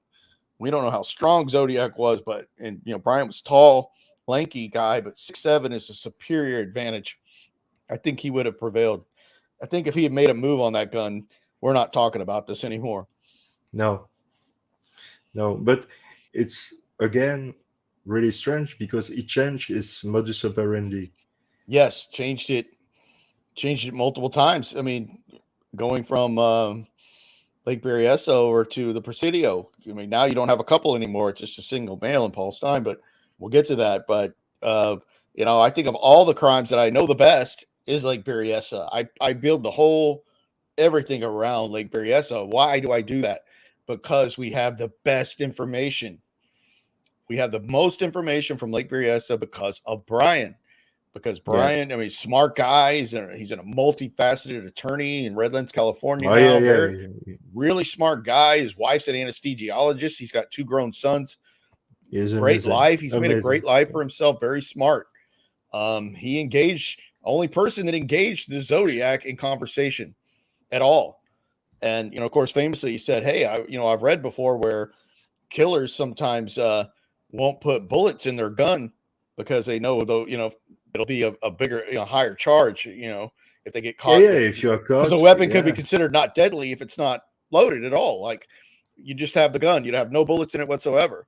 And yeah, he said that to the Zodiac, who took the magazine out of the and gun and showed show, him it was a fully loaded yeah, magazine. And that's interesting that he yeah, did that he bothered to even show him yeah, that it was fully loaded. I mean, that tells you a lot, it yeah. really does. Because He was nervous. yeah, It's a fully loaded yeah, magazine. Like he intended to use it if he had to. yeah, yeah, yeah. It maybe it was because it was daylight, and actually, Alan, no way, because No way. it was too long. The the drive was too long for him. Long walk from where the car Long was walk. parked and where they think the Zodiac parked, way further up Knoxville Berryessa Road, to walk down to where the Brian's Carmen Gia was, and then walk down to the little inlet that they were laying on. It's a long walk. Pretty good Yeah, walk and pretty steep going back up. So no way Alan's doing that hike whatsoever. He had to be in reasonable shape to be able to do that. And as Brian said, when they first saw him, or Cecilia saw him first off at a yeah, distance, about 100 yards away, and she said, he wasn't wearing the mask yet, but she could only tell he was a white guy. He was too far away to get yeah, any details of his face. And I think he's hiding behind a tree, getting closer. And at that point, he puts on the hood. yeah. It And was then once Cecilia's keeping an eye on this thing, sees him putting on the hood and coming down there. And by the time Brian, looks around, because he's annoyed at her. Like, why are you so distracted with whatever's going on over there? And once Brian finally looks, he says that the attacker, which is Zodiac, is walking briskly. I mean, not running, but briskly, fast No. walking Yeah. towards them. This guy's in decent enough shape to be briskly walking at all, which isn't Allen. No. And of course, at that point, he's got the gun in his right hand, and he's going to subdue him with that handgun before he decides to go to pull his knife out of his on his left side and tie him up and start stabbing him. But after we've got Alan telling to the police by himself that he had a knife on his. He said he had bloody knives. He said he had bloody knives in his car. Why did he do that? No one ever saw these knives, by the way. No one ever saw them. No. It was only his word. It's only what he said. Of course, Allen is questioned by Detective John Lynch. By Napa PD, Detective John Lynch. Just days after Berryessa, he's already being questioned by John Lynch, and that's highly intriguing. That a guy who's later going to become the prime suspect in this case. Yeah, and he still is.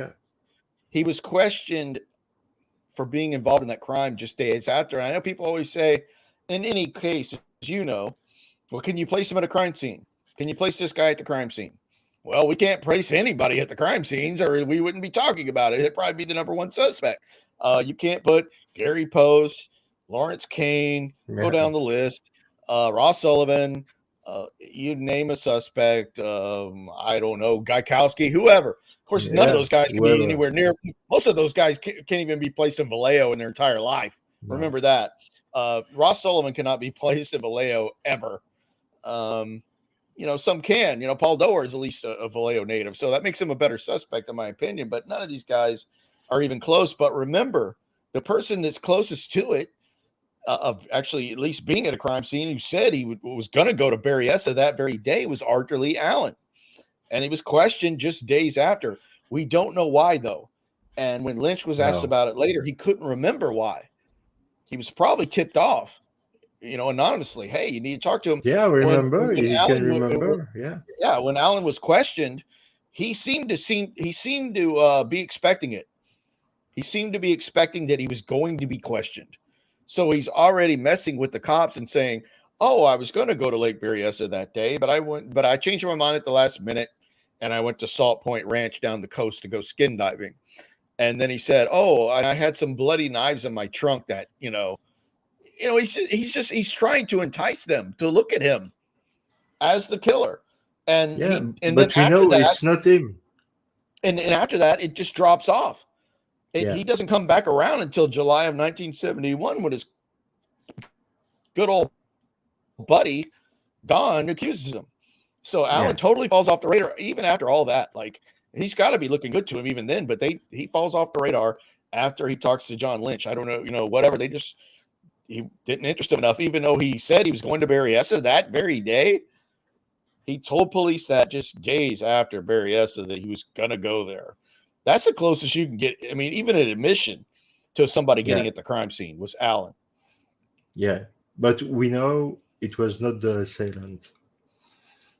No way that's Allen. Maybe Allen's a voyeur and he dressed up, because maybe the voyeur, the guy that saw the witnesses, the three girls sunbathing, saw the three girls at Lake Berryessa, who was also described as 6 feet tall. He kind of had, there's a different sketch of him. Yeah. But that's not considered a Zodiac sketch because we don't know that that's the Zodiac.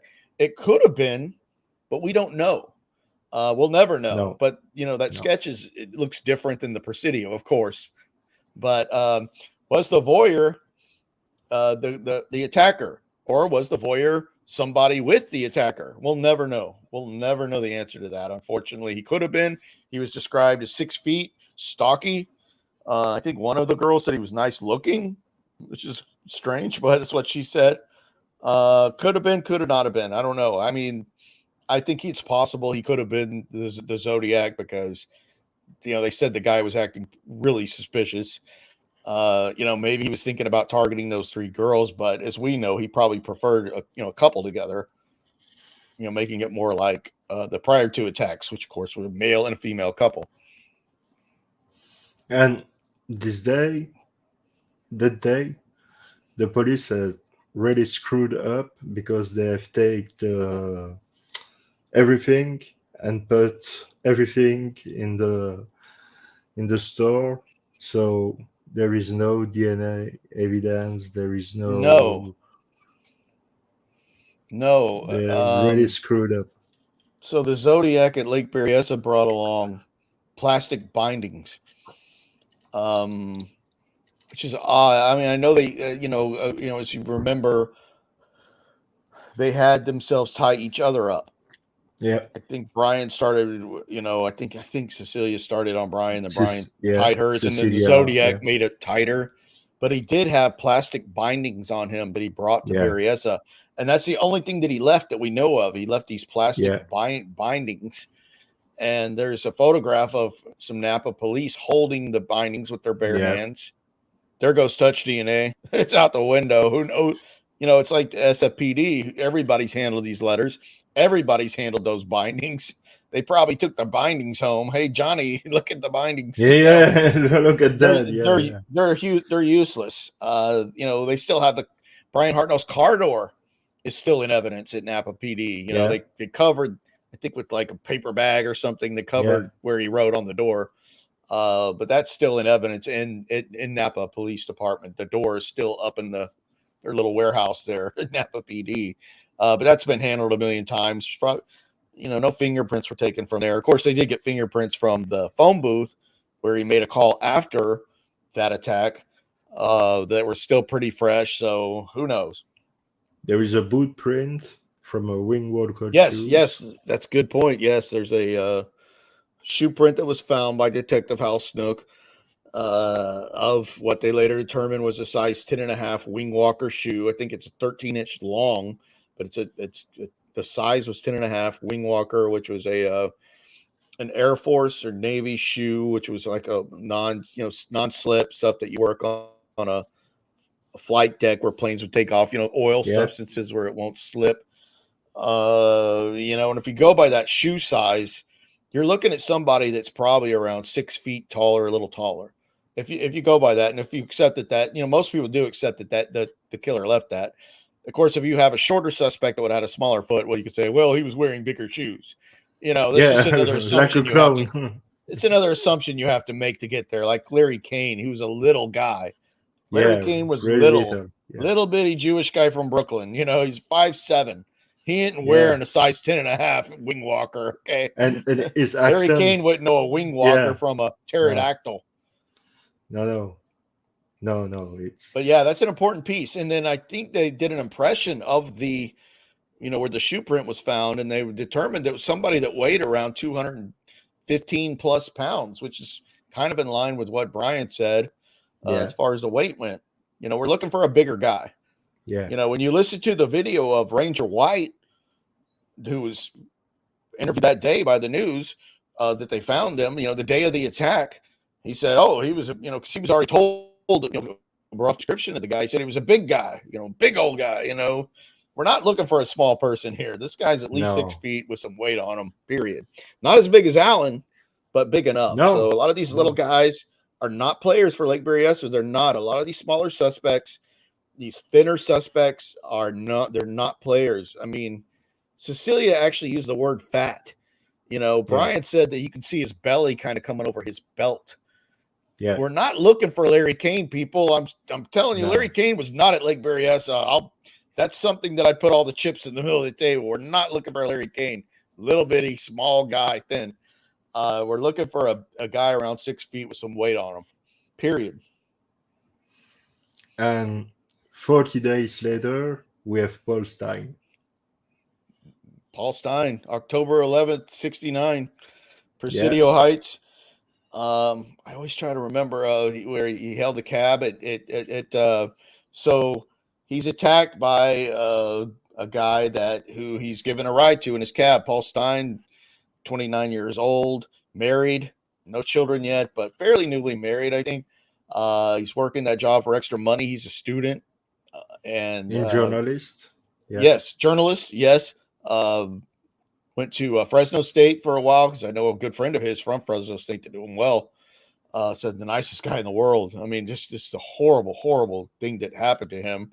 He picks the guy up at Mason and Gary in one district of San Francisco, and he's taking him to the Presidio Heights neighborhood, which is a upscale neighborhood, residential neighborhood in San Francisco, still is, and really was at the time in 1969, where the wealthier people lived, and tells him to take him to, I think, Washington and Cherry, and then Washington and Maple. Washington and Maple. I think they drove up one more block after they stopped, right? Yeah. And as soon as the cab stopped, this person's, we don't know where he's riding. We assume he's in the back seat, which most cab, back in the day, you wouldn't just jump in and ride next to the, same with an Uber, right? You wouldn't sit right next to the driver. So we're pretty sure that he's in the back seat. The passenger pulls out a 9mm again. So it's the same type of weapon used, or we don't know if it's the same exact, but it's the same kind of caliber as Blue Rock Springs. Just cold-blooded shoots Paul Stein in the right side of his head, above his ear, like this, right side. So we don't know if he leans over, which makes you also think of a right-handed person, because if you're left-handed, even if you're to his right, that would be kind of, think about that. If he's shooting Paul Stein to the right side of his head, that would be hard to do as a lefty. So Allen would have to be pretty, if that was Arthur Lee Allen, he'd have to be pretty well coordinated with his right hand to have been able to make that, even at point blank range, which it was.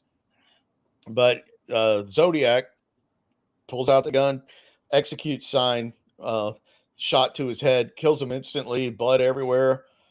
He gets out of the cab, and we know this because there's 3 teenagers living across the street named the Robbins kids. The oldest is Lindsay Robbins. I can't remember the name of his sister. I forget. But, they're the ones that see this because they're looking out of the window. I think he heard the gunshot, or one of them did. So they're looking out of that second-story window at night at the assailant gets out of the cab, and they see him wiping the cab down. So people assume he's trying to get rid of his fingerprints on the crossbar of the cab. Police are called. At this point, they don't know this is Zodiac. No one has any idea it's the Zodiac. They just think it's a robbery because it's a cab driver. And they show up. Stein is dead. He's laying there, blood everywhere. His wallet is gone. His I don't know. I think his glasses were gone. Yeah, I don't remember. I think the keys are gone. Yeah, the wallet's definitely gone. So there's souvenirs taken from that. It's the first time that Zodiac takes souvenir. Yes, first time. Yes, he didn't take anything that we know of from any of the other crimes. You're right. We don't, including Lake Berryessa, where they had some items there with him, and he didn't take them. So yeah, it's the first time he did that. And I think he could have been planning on sending those items in, but most interestingly, if he had this plan to do or not, he takes the items, but he also takes a big piece of Stein's shirt, which is covered in blood at this point from being shot. He literally tears it, the tail piece of the back of Paul Stein's shirt, a good sized piece, maybe 10 inches long. Yeah, and really, maybe 10 by 6 piece of a Stein's shirt tail that's covered in blood. Yeah, and really well cut. And that's how we know, of course, it was him. And yeah, it's a big piece. Yeah.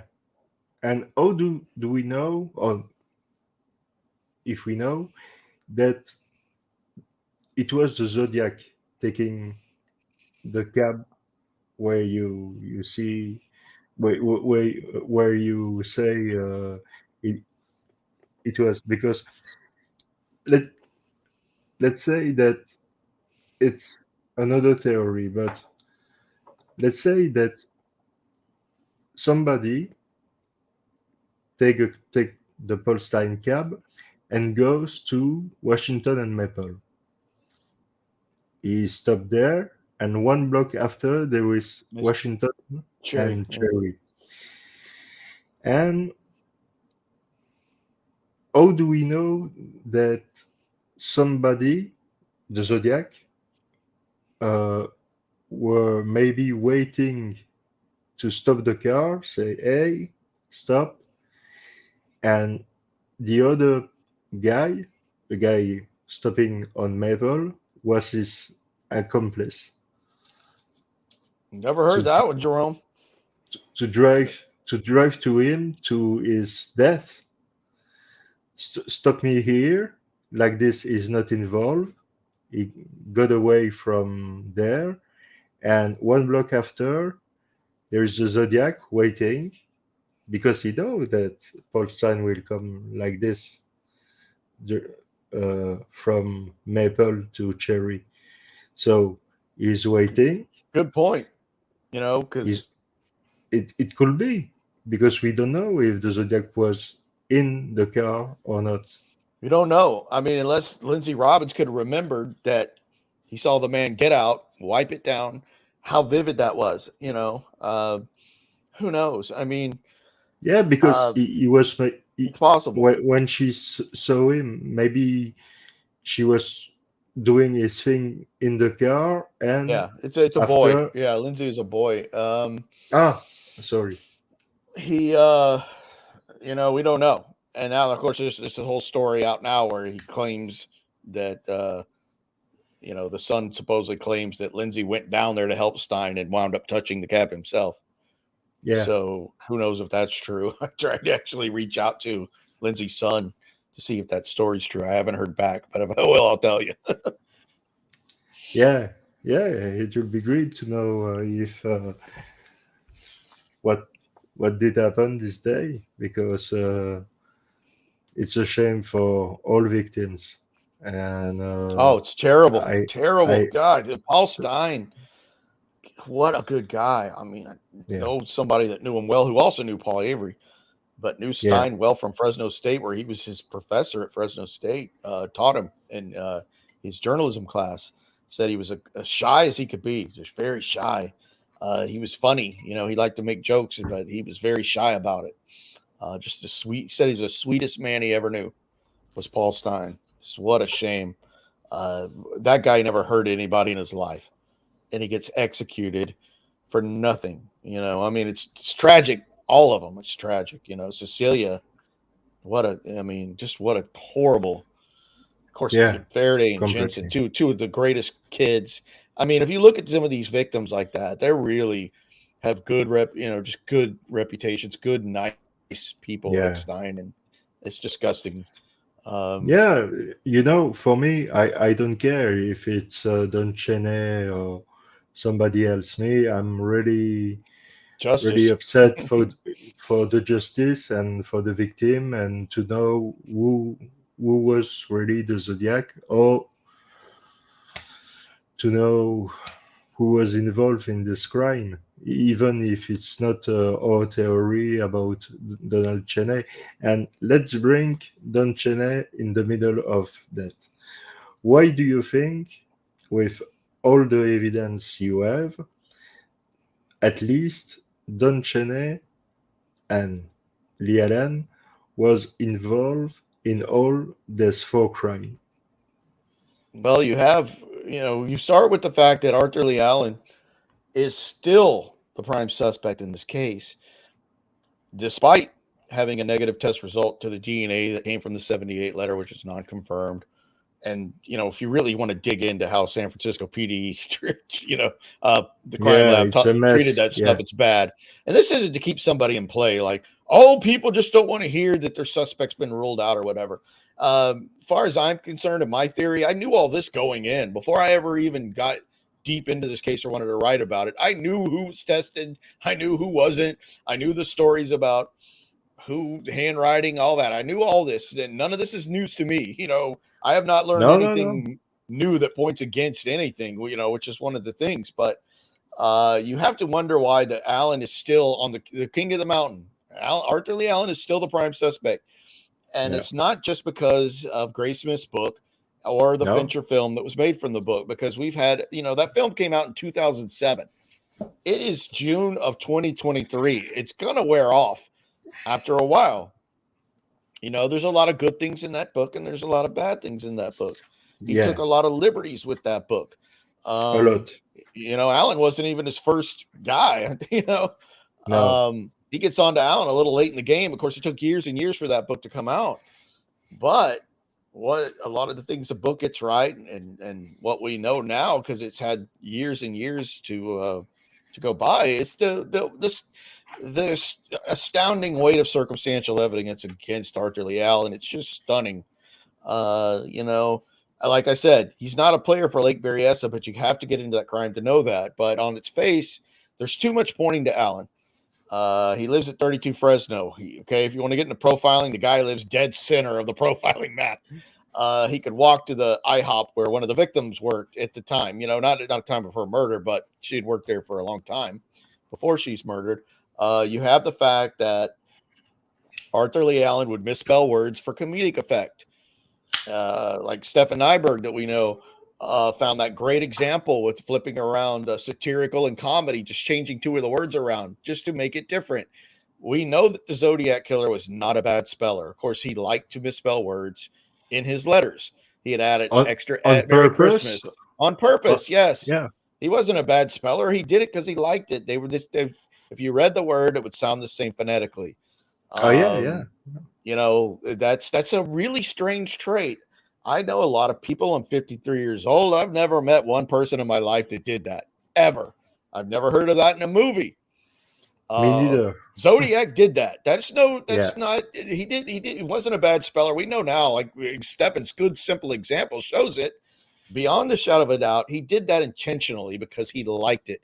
Spelling paradise, Paradice, not the correct way, but with the DICE spelling. Christmas with two S's. So many examples of the misspelled words by Zodiac, right? Arthur Lee Allen did that before the first letter was written. He was known to do that. That's stunning. Yeah. I mean, that alone, forget seeing the name Geik in a cipher, okay? Allen misspelled words for comedic effect like the Zodiac. That alone is amazing. And if it was just that and there was nothing else, I get it. Like, it's just a coincidence. There are crazy coincidences out there, especially in this case. There are many, which they call synchronicities. But let's just say that's just an amazing coincidence that Arthur Lee Allen had that habit, and so did the Zodiac. But nothing else going for Allen. Then I just say, okay, it's probably a coincidence, right? But he's got so much more. He owned a Zodiac wristwatch. Yeah. I mean, that he got for Christmas of 1968. 67, which is important. Yeah, very important. Because Don Cheney say it was on Christmas January of 68, which is going into 69. Yeah. Yes. Yeah. That's why it's so important. But we know for a fact that he got that watch. The first crime. So it doesn't make sense. Oh, yeah. So he got that watch for Christmas of 1967. Like his brother. His younger brother got an identical Zodiac Seawolf wristwatch. And you have to really understand, yes, they advertised those watches, but they weren't that well known. And one thing people don't understand is today they still make those watches. They're nice Swiss watches. I think they're running around $1,000 for one of their better all steel models. They're as much as a Tag really or not as much as a Rolex, but they're expensive watches. I would like to. They were expensive back then. I would like to show you something, but go ahead, continue. Yeah, so I looked up what they cost at the time, and at today's dollars, those watches would have been around an $800-900 watches in today's money. So back then, maybe $250 for a wristwatch. Back then, do you have one? That's a new one. No, it's an older one. Oh, it's an older one? Even better. Yeah, that's cool. Yeah. It's a pretty watch. I love watches, by the way. I love watches. Zodiac. I mean, I've seen some. I get the ads for the Zodiac watches. I mean, they're a really pretty watch and very well made watch. Is that one too? I've never seen that style. I've never seen that particular style. Yeah, man, you're into it. Those are pretty watches. But they were not. But as you know, they're not cheap.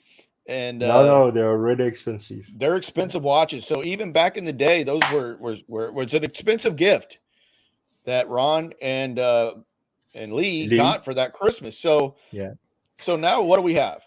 We've got misspelled words for comedic effect, known before Lake Herman Road.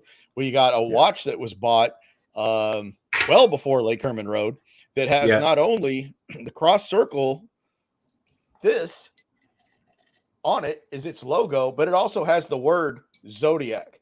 Now go find anywhere in the history, Google it, go find me where the name Zodiac written out and this go together. Find that for me. Outside of that wristwatch. Good luck. Good luck. Yeah.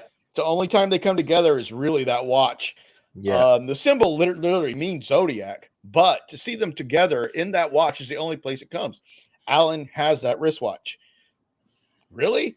He misspells words. He used the word, the Zodiac used the phrase trigger mech for trigger mechanism. His sister-in-law said he used that phrase. Karen Allen said he used that phrase. Really? I mean, so Don Cheney brings forward Arthur Lee Allen as a suspect in July of 1971. You know, why does he wait so long? Because we're going back to Cheney, right? So Cheney says, well, on New Year's Day, 69, this guy tells me he's going to become the Zodiac. He's going to go kill people on Lover's Lanes. He took me over to Blue Rock Springs Park on that New Year's Day and showed me where he's going to kill some people there. And then he took me back around Lake Herman Road and showed me where he's going to kill some people there. Although Don catches himself and realizes that he's saying this happened on New Year's Day, 69. Big problem. Lake Herman Road happened 10 days earlier, after, dude. Yeah. So he's obvious, catches himself because he knows that well. So the big thing of it is, we know Allen was already questioned after Lake Berryessa, just days after, and then he falls off the radar. Comes back onto the scene in July of 71 when Cheney comes forward with Sandy Panzarella, his boss at the time and friend from Cal Poly, and he says, tells him this crazy story. And if you believe Don Cheney's story, Allen has to be the Zodiac. There's no way around it. If you believe Don Cheney, Arthur Lee Allen's the Zodiac, period. Case closed, everybody go home. Well, I don't believe Don Cheney because he's been known to lie. So when the police, who aren't all rookies, hear this story from Cheney, who looks pretty credible, he's working for his wealthy friend Sandy Panzarella. He's a mechanical engineer by trade. He's got a young family. He looks, he seems like he's telling the truth. Seems like a guy that doesn't want to really lose anything. Now, the cops aren't going to just take Don Cheney's word for this. They're going to go talk to other people. And when they interview other people that knew Allen, like Ron and Karen, they're like, yeah, he's kind of weird, but he's my brother. And yeah, he misspelled words. And they find out all this, which is intriguing to them. And then he talks to people that other friends of Arthur Lee Allen, like Phil Tucker, Phil Tucker's wife. Now, remember, this is before the ciphers were ever printed in the paper. Where Phil Tucker and his wife are over in Arthur Lee Allen's room, which is built into his house at 32 Fresno, who his mother owned. But it's kind of like it's I've been there. It's built into the house. I haven't been in it, but it's built into the house. It's not a garage apartment, but it's something similar. But it's built into the house, but it has its own entrance. Didn't have a kitchen, but it had its own private way into it. It's kind of like a basement, but not a basement. I'll put it that way. Yeah. But anyway, So Phil Tucker's in there, his friend from diving from the Greater Vallejo Recreational Department where Allen worked, is a diving coach because Allen was a good diver.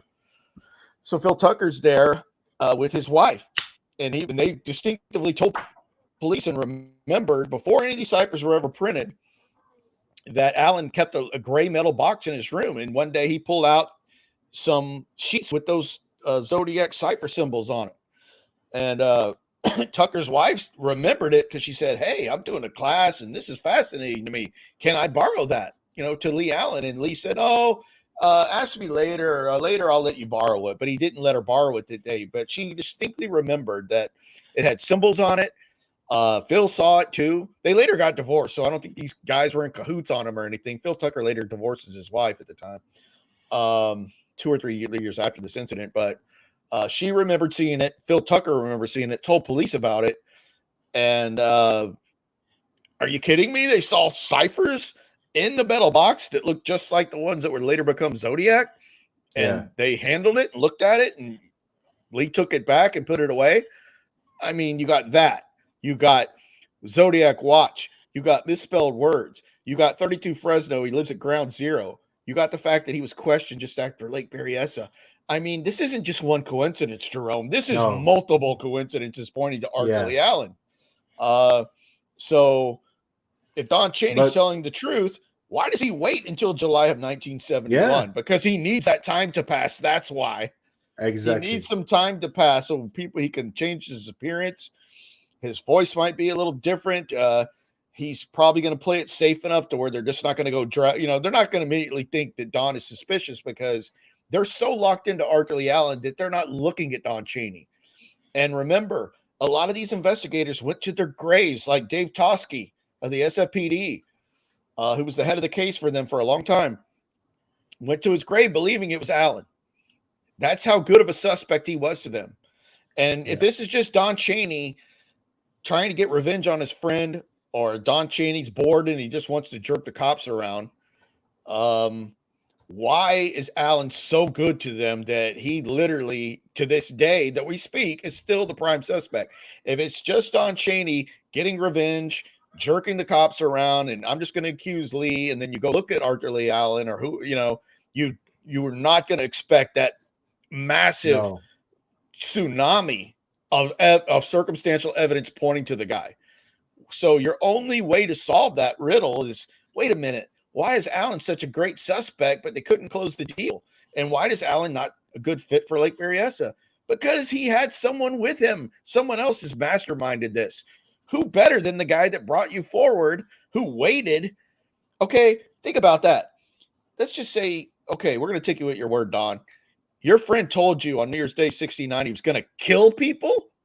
He's going to kill people. And you don't go tell his younger brother, who you know really well because he was the best man at your wedding in 1963 in Pomona. Yeah. You don't even tell his younger brother, who was your friend first. That's how you met him, Lee. You met him through Ron, because Ron was your best friend in college. And you didn't say, hey, old buddy from college, your older brother just told me he was going to kill people. He doesn't do that at all. Instead, he waits till 1971 to come forward with this crazy story that's so good that men went to their graves believing that Arthur Lee Allen was a Zodiac. You cannot put that together. You can't. And then when you throw in the fact that Chaney fails a lie detector test given to him by George Bauer in Tacoma, he gets drunk the day before he's supposed to take the first scheduled test. He knew he was going to take this test, but gets hammered drunk, hungover, can't take it, reschedule, inconclusive. Yeah. Polygraphs can be beaten. He probably tried to throw it off just enough and he gets through it. So he's already been caught lying. I mean, I could show you over and over where he lied. I mean, multiple times. Oh, yeah. Me too. He's the only way to put Arthur Lee Allen to explain that weight of circumstantial evidence. I mean, now we've had 50 years to look back at this case. Multiple suspects. Okay, we just started Gary Post. You have Paul Doerr comes along. You've got Ted Kaczynski, who just died. You've got Sullivan, Kane. We can go Rick Marshall. We can go on down the line. But none of these guys Jack can come Terrence. near. You can't. Donald Lee Booyock. I mean, there's so many. There's new ones that come up all the time, and some of them look, fairly intriguing. I think Doerr's fairly intriguing. At least he's from Vallejo. I think he has some. I'd like to see more pictures of the guy, but I don't think he's terrible at all. But Post is. But still, even considering all these other guys, even some of the better ones, they don't come near Allen. They don't come near Allen as far as flat out circumstantial evidence. They don't. They can't compete. I mean, you had a couple saying they saw ciphers in your room. You had a Zodiac watch. You misspelled words that they remembered. And you had Allen getting interviewed by John Lynch just after Berryessa, where he's, messing him around. I had bloody knives in my trunk from where I killed chickens. There's too much going on with Arthur Lee Allen to write off. It's like, I don't think someone related him to like an abused spouse that you keep going back to is Arthur Lee Allen, because you cannot shake him in this case. Now, Robert Graysmith took a lot of liberties in that book. He talks about this painting party, which I don't think ever happened. No. He claims that Arthur Lee Allen's family had a meeting about him being the Zodiac. That never happened. He took some liberties, but a lot of what he does say did happen, so you can't throw the whole thing out. But at least he got part of this right, because Allen has peripheral involvement in this case. There's no way he doesn't. There's too much happening around him not to be. And Chaney's the only way to explain Allen. He's the only way to explain it. And Chaney has more attributes personally for him that I found out about that you would expect to see in the Zodiac. First of all, the mathematical capability to do the ciphers. You know, he wasn't a math genius, but he was good at math because he was a mechanical engineer. He was a hunter. He had a big obsession with knives. He preferred carbon steel blades. He sharpened his own knives. He made custom leather sheaths for knives that his grandfather Fryer taught him. Brian Hartnell remembers a sheath, Brian a Hartnell foot-long blade. yeah. The Zodiac circle on the hood was done with care. Looked like it was sewn. Well, Don Chaney was an advanced sewer. He sewed these leather objects. I've got samples of it. He was an advanced sewer. He had all the skills. A hunter. He was obsessed with knives. He had weight on him at the time. He had the ability to grow his hair out. He had a widow's peak, like was described at Presidio Heights, but he also could grow out the middle part of his hair to come through. He had brown hair. He's a far better fit to the descriptions than Alan, especially going to Berryessa. Far better fit. You had Don Falk at Presidio used the phrase barrel chested. Well, that's Don Chaney all day long, barrel chested. Alan was just obese. Chaney had. He was too big. Yeah. There's too much going on because Chaney brings Alan forward. We don't know about Arthur Lee Allen because that time he was interviewed by Lynch is just fallen off the radar. We'd never know about that. We'd never even hear about that if he doesn't come back as a suspect later. So that tells you, why would Chaney bring Alan forward and have Alan be so interesting? What was Chaney's motivation in doing so? Yeah, that's the question. And to bring himself closer to what he created, he wanted to know what the police knew. He wanted to know what the police knew. He wanted to be involved in it. He wanted to be the guy that said, hey, I'm helping you. People say all the time, why would he do that? Because that would risk him getting caught himself. Well, that's a good question. But remember, the Zodiac took a lot of risk. Didn't he? I mean, the Presidio, he almost got caught. Any way you look, any way you slice and dice a Presidio, he came very close to getting caught. Lake Berryessa, he's out there in the daylight wearing this crazy outfit. Anything could have gone wrong. Brian could have turned on him. Brian thought about it. Brian thought about making a play for the gun. That would have got him caught. Lake Herman Road, like you said, there were people that drove by there. The lady did. Can't remember her name, that on the ranch not far away. Could have driven up on him. He took incredible risk. So Chaney coming forward with Alan was a risk. Of course, that could have backfired. Alan could have said, no, it's Don. It wasn't me, it was him. And Don probably knew he had the high ground because Alan had already been, fired from Valley Springs Elementary. He's a teacher for inappropriate touching children. He hadn't gone to jail yet for molestation. He did later. But he already had a bad record. Chaney was married. He was a mechanical engineer. He had 2 young kids. He had the high ground. He was working for Panzarella, who had all the money in the world. Panzarella was already very wealthy by the early 70s from Science Dynamics. Extremely smart guy and very complex guy. I am fascinated by him. I am. I know he had a lot of dark secrets. I know Panzarella. I mean, I was lucky to find out one thing I did about going back to Panzarella because I know you like it, that his daughter wrote about him on Facebook.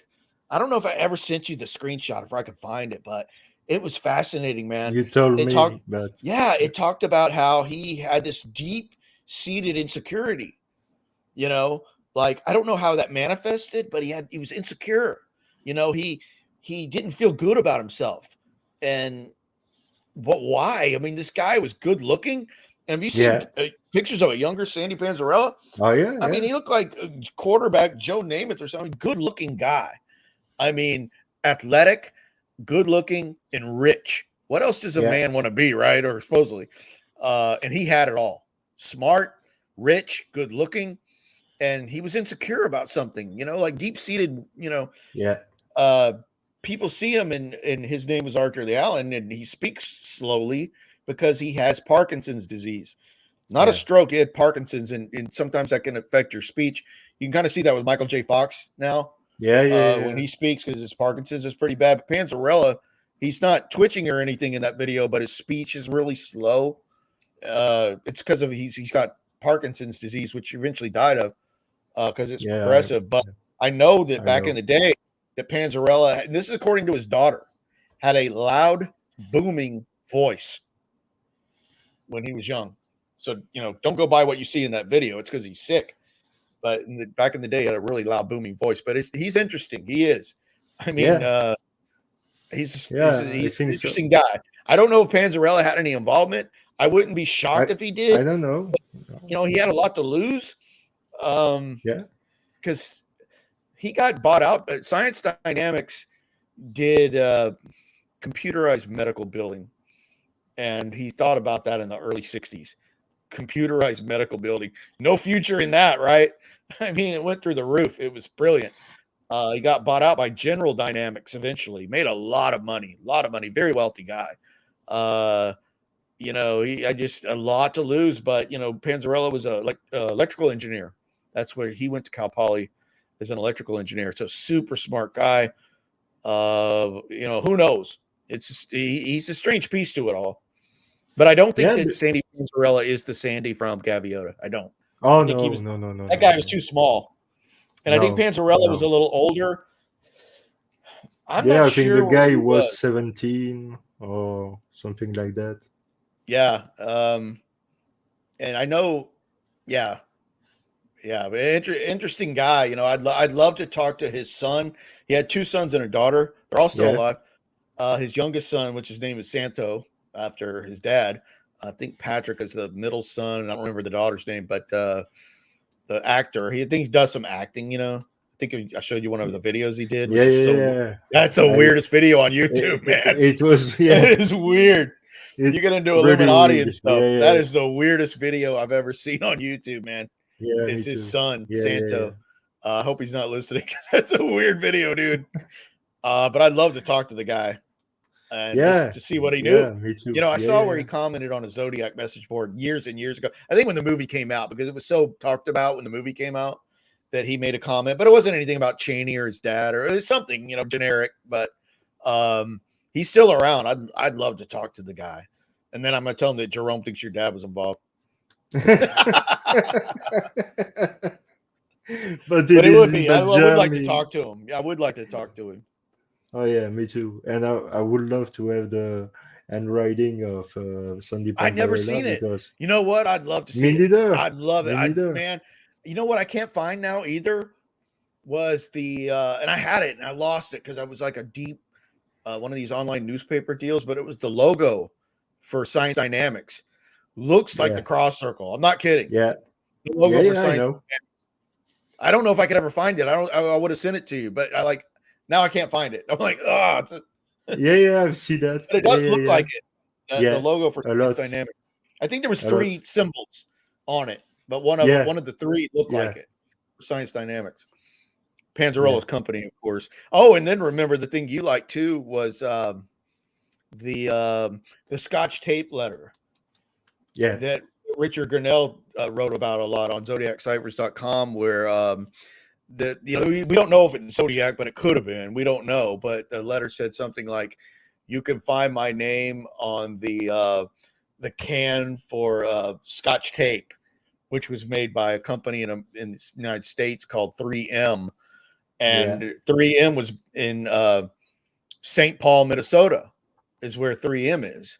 Well, Santo means saint in Italian. Saint. Yeah, Yeah, or saint or like that, or the equivalent of saint to us in English. And then and his middle name is Paul. Sandy yeah. Panzarella's name is Santo Paul Paul Panzarella. Panzarella. So his first two names are Saint Paul. And the letter Saint said, "You Paul. can find my name on the Scotch tape lid." Remember that? Which is Saint Yeah, Paul. And Sandy's name is Saint Paul. yeah, I thought that was a neat little find. And then yeah, yeah, yeah. one of Panzarella's companies is called Saint Paul. Because he had little, different, smaller companies that he had. Yeah, yeah. And one of them was called St. Paul Inc. or something, which is interesting that he even thought about it. He would call it that, St. Paul. And there is also the card with Don Quixote Oh and yeah, yeah, the card with Don Quixote yeah, and Sancho Panza. yeah, Yes, yeah, that's another good piece for Panzarella. That's like Don thinking about them as a team or something, where you have uh, Sancho Panza, which was the little sidekick on the donkey, and then the guy on the horse was Don Quixote. on the dragon. Yeah, So yeah, so that's a good it's one. the Good memory. dragon Yeah, card. that's Yeah, the dragon card, the dragon card. So yeah, that's the two biggest things for Panzarella, I think, are the dragon card and the St. Paul. But yeah, people have to read about the Scotch tape letter. But to me, that does sound like Zodiac, though. That letter that went with that, the Scotch tape letter, I think they call it, because he talks about how he trusses up his victims or something. That just it really sounds like the Zodiac to me. And it said, the only name you could find on yeah, I think it was a metallic lid that the tape went in, like metal, yeah. you know, case, and it says St. Paul for where the company was headquartered. It says St. Paul, Minnesota. Weird, really Yeah, weird. yeah. Yeah, And then I found a company that Panzarella had that he calls St. Paul Inc. St. Paul Inc.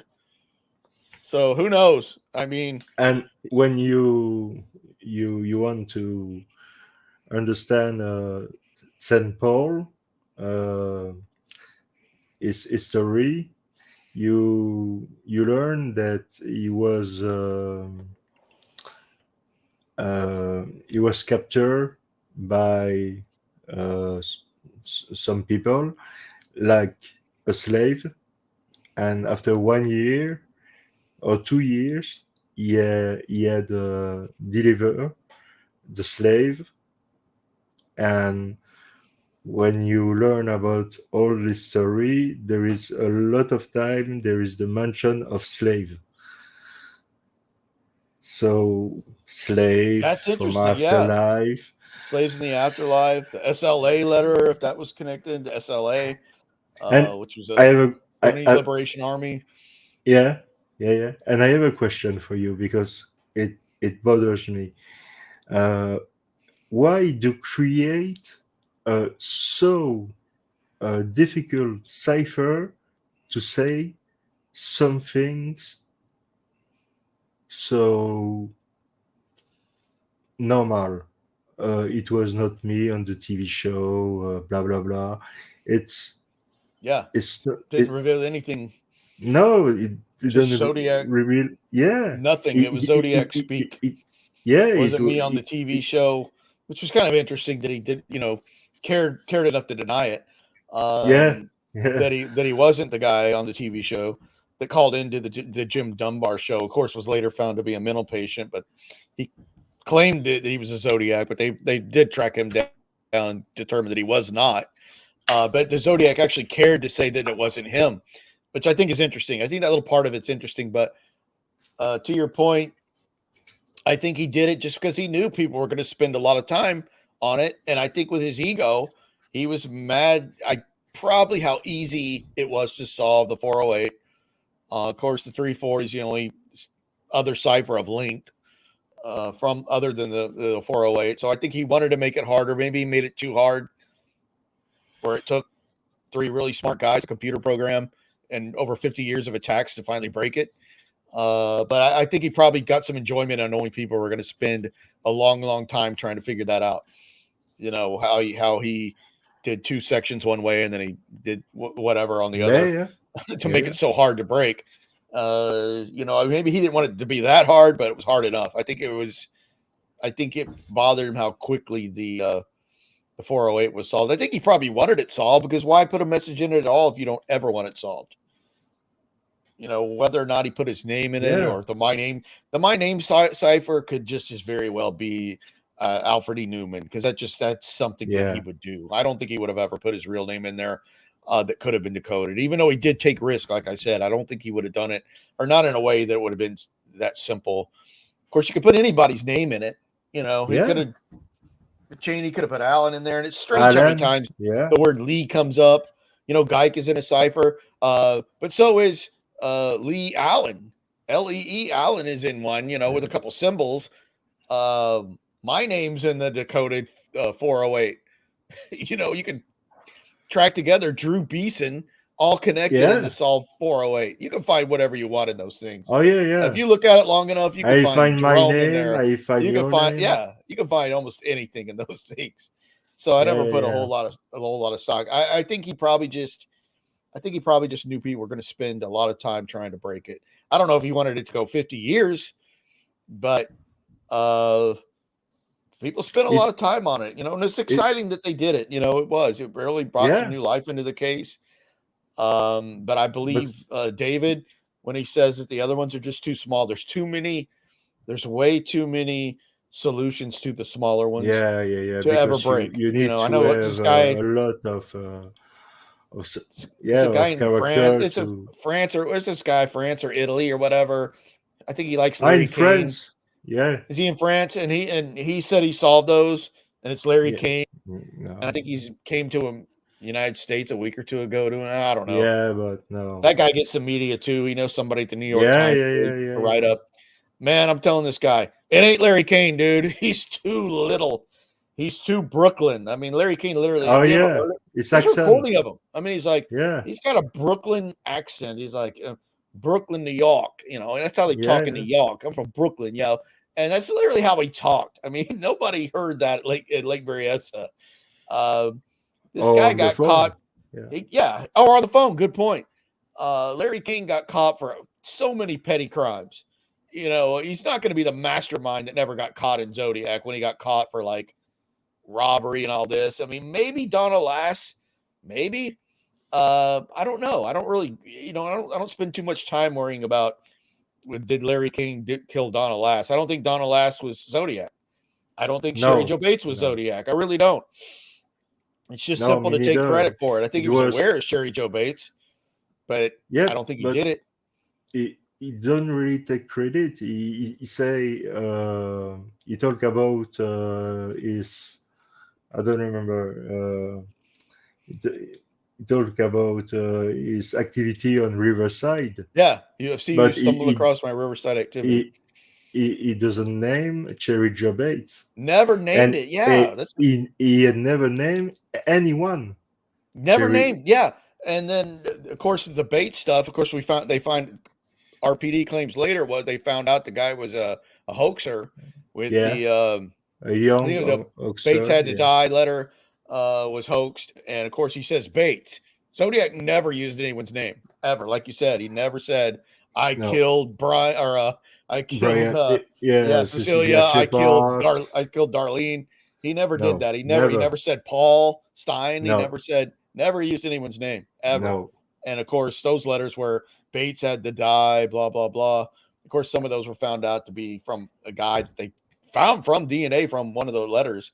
I don't, we still don't know who he was, but they quickly ruled out that he could have been the Zodiac. But he gave information to the police to let them know that he is the perpetrator. Yeah, he admitted to it. He confessed to it and said that, it was just a sick joke. But, my feeling is he was probably too young at the time.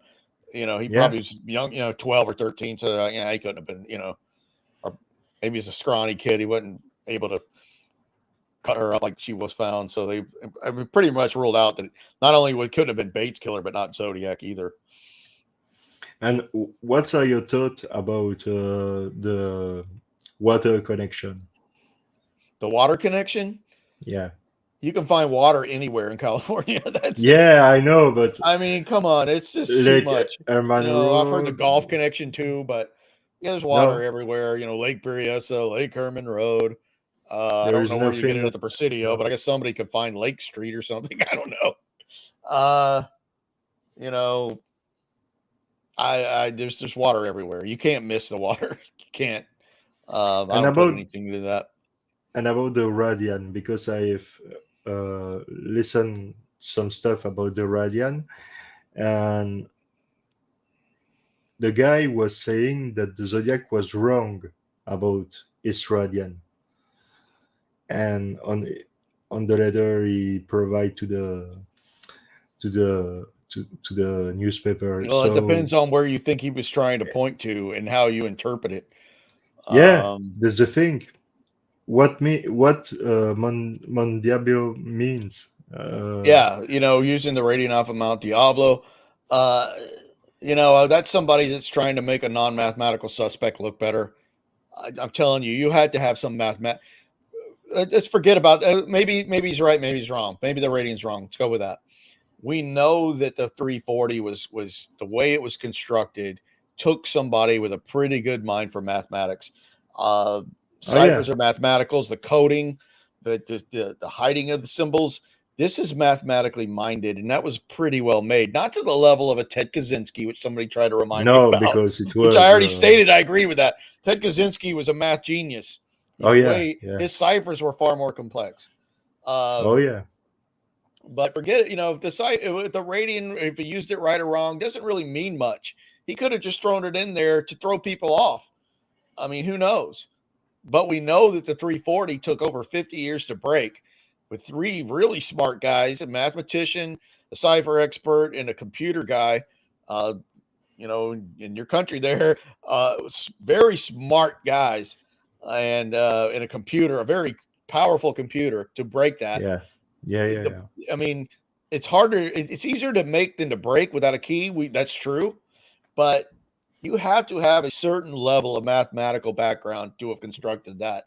In my opinion, I'm not a cipher guy. I've never claimed to be, but I No, no, know me that if it neither. took over 50 years to break that, this person that made that has some kind of a detailed minded mathematical background. Uh, I also will stake everything in the middle of the table that the Zodiac, who I think it was, but whoever it would be knows how to draft, can draw symbols on graph paper using a light table, can represent certain things. The bus bomb diagram had copper. It even said what was involved in the bus bomb, and he would use copper leaf springs. You have to have a decent knowledge of electronics to know what a copper leaf spring is. The Zodiac had that. This guy was a tinkerer. Yeah. What they call somebody working in their basement, doing things with their hands, building things with their hands. This guy's in the basement. Whoever it is, even if I'm wrong because I wasn't there, uh, Like a geek. Like a geek. this is somebody that could build things. This is a Yeah. mechanically minded person who can build things with their hands, who can draw out plans, who can sit there and do detailed work with a pin set and a nib and use different strokes of weight to show different things. Of course, the handwriting is this crazy stuff, but the ciphers are all neatly printed. This is a draftsman. This is somebody that knows how to represent three-dimensional objects on in single dimension on a piece of paper. They have that skill of drafting. For me, a suspect that's known to have never been a draftsman is a non-starter at all. Of course, Cheney could draft, you know, but and Yeah. he had celestial navigation background, which I think is important because you have the compass rose over Mount Diablo. There's so much involved with directions. He had that skill. I think Cole's right. I think he had a celestial navigation training background. The math is there. Why even bring up radiant at all? Even if it's wrong, why would you even bring it into it? Because it's something that he He can liked and was do. exposed Yeah. to. He can do it. There's there's Yeah. there's mathematical signatures throughout these crimes, whether the rating was right or wrong or where it went, or that's all the interpretation of somebody claiming it who's not really a mathematician either. So I don't put anything in that. I think this person had beyond a high school level knowledge of mathematics. But the thing, I agree. The thing you have said early, and which is really crucial in this case, I think, is the fact that he don't pay really much attention to the crime. He prefer to uh, write to the newspaper and according his time to joke with the police and create a fear in San Yes, Francisco and the Bay Area. yes, it So was a fear the, campaign. It's the terrorism. yeah, yeah, yeah. And on my on my understanding, the crime was not the first. Um, how can I say that? His prime.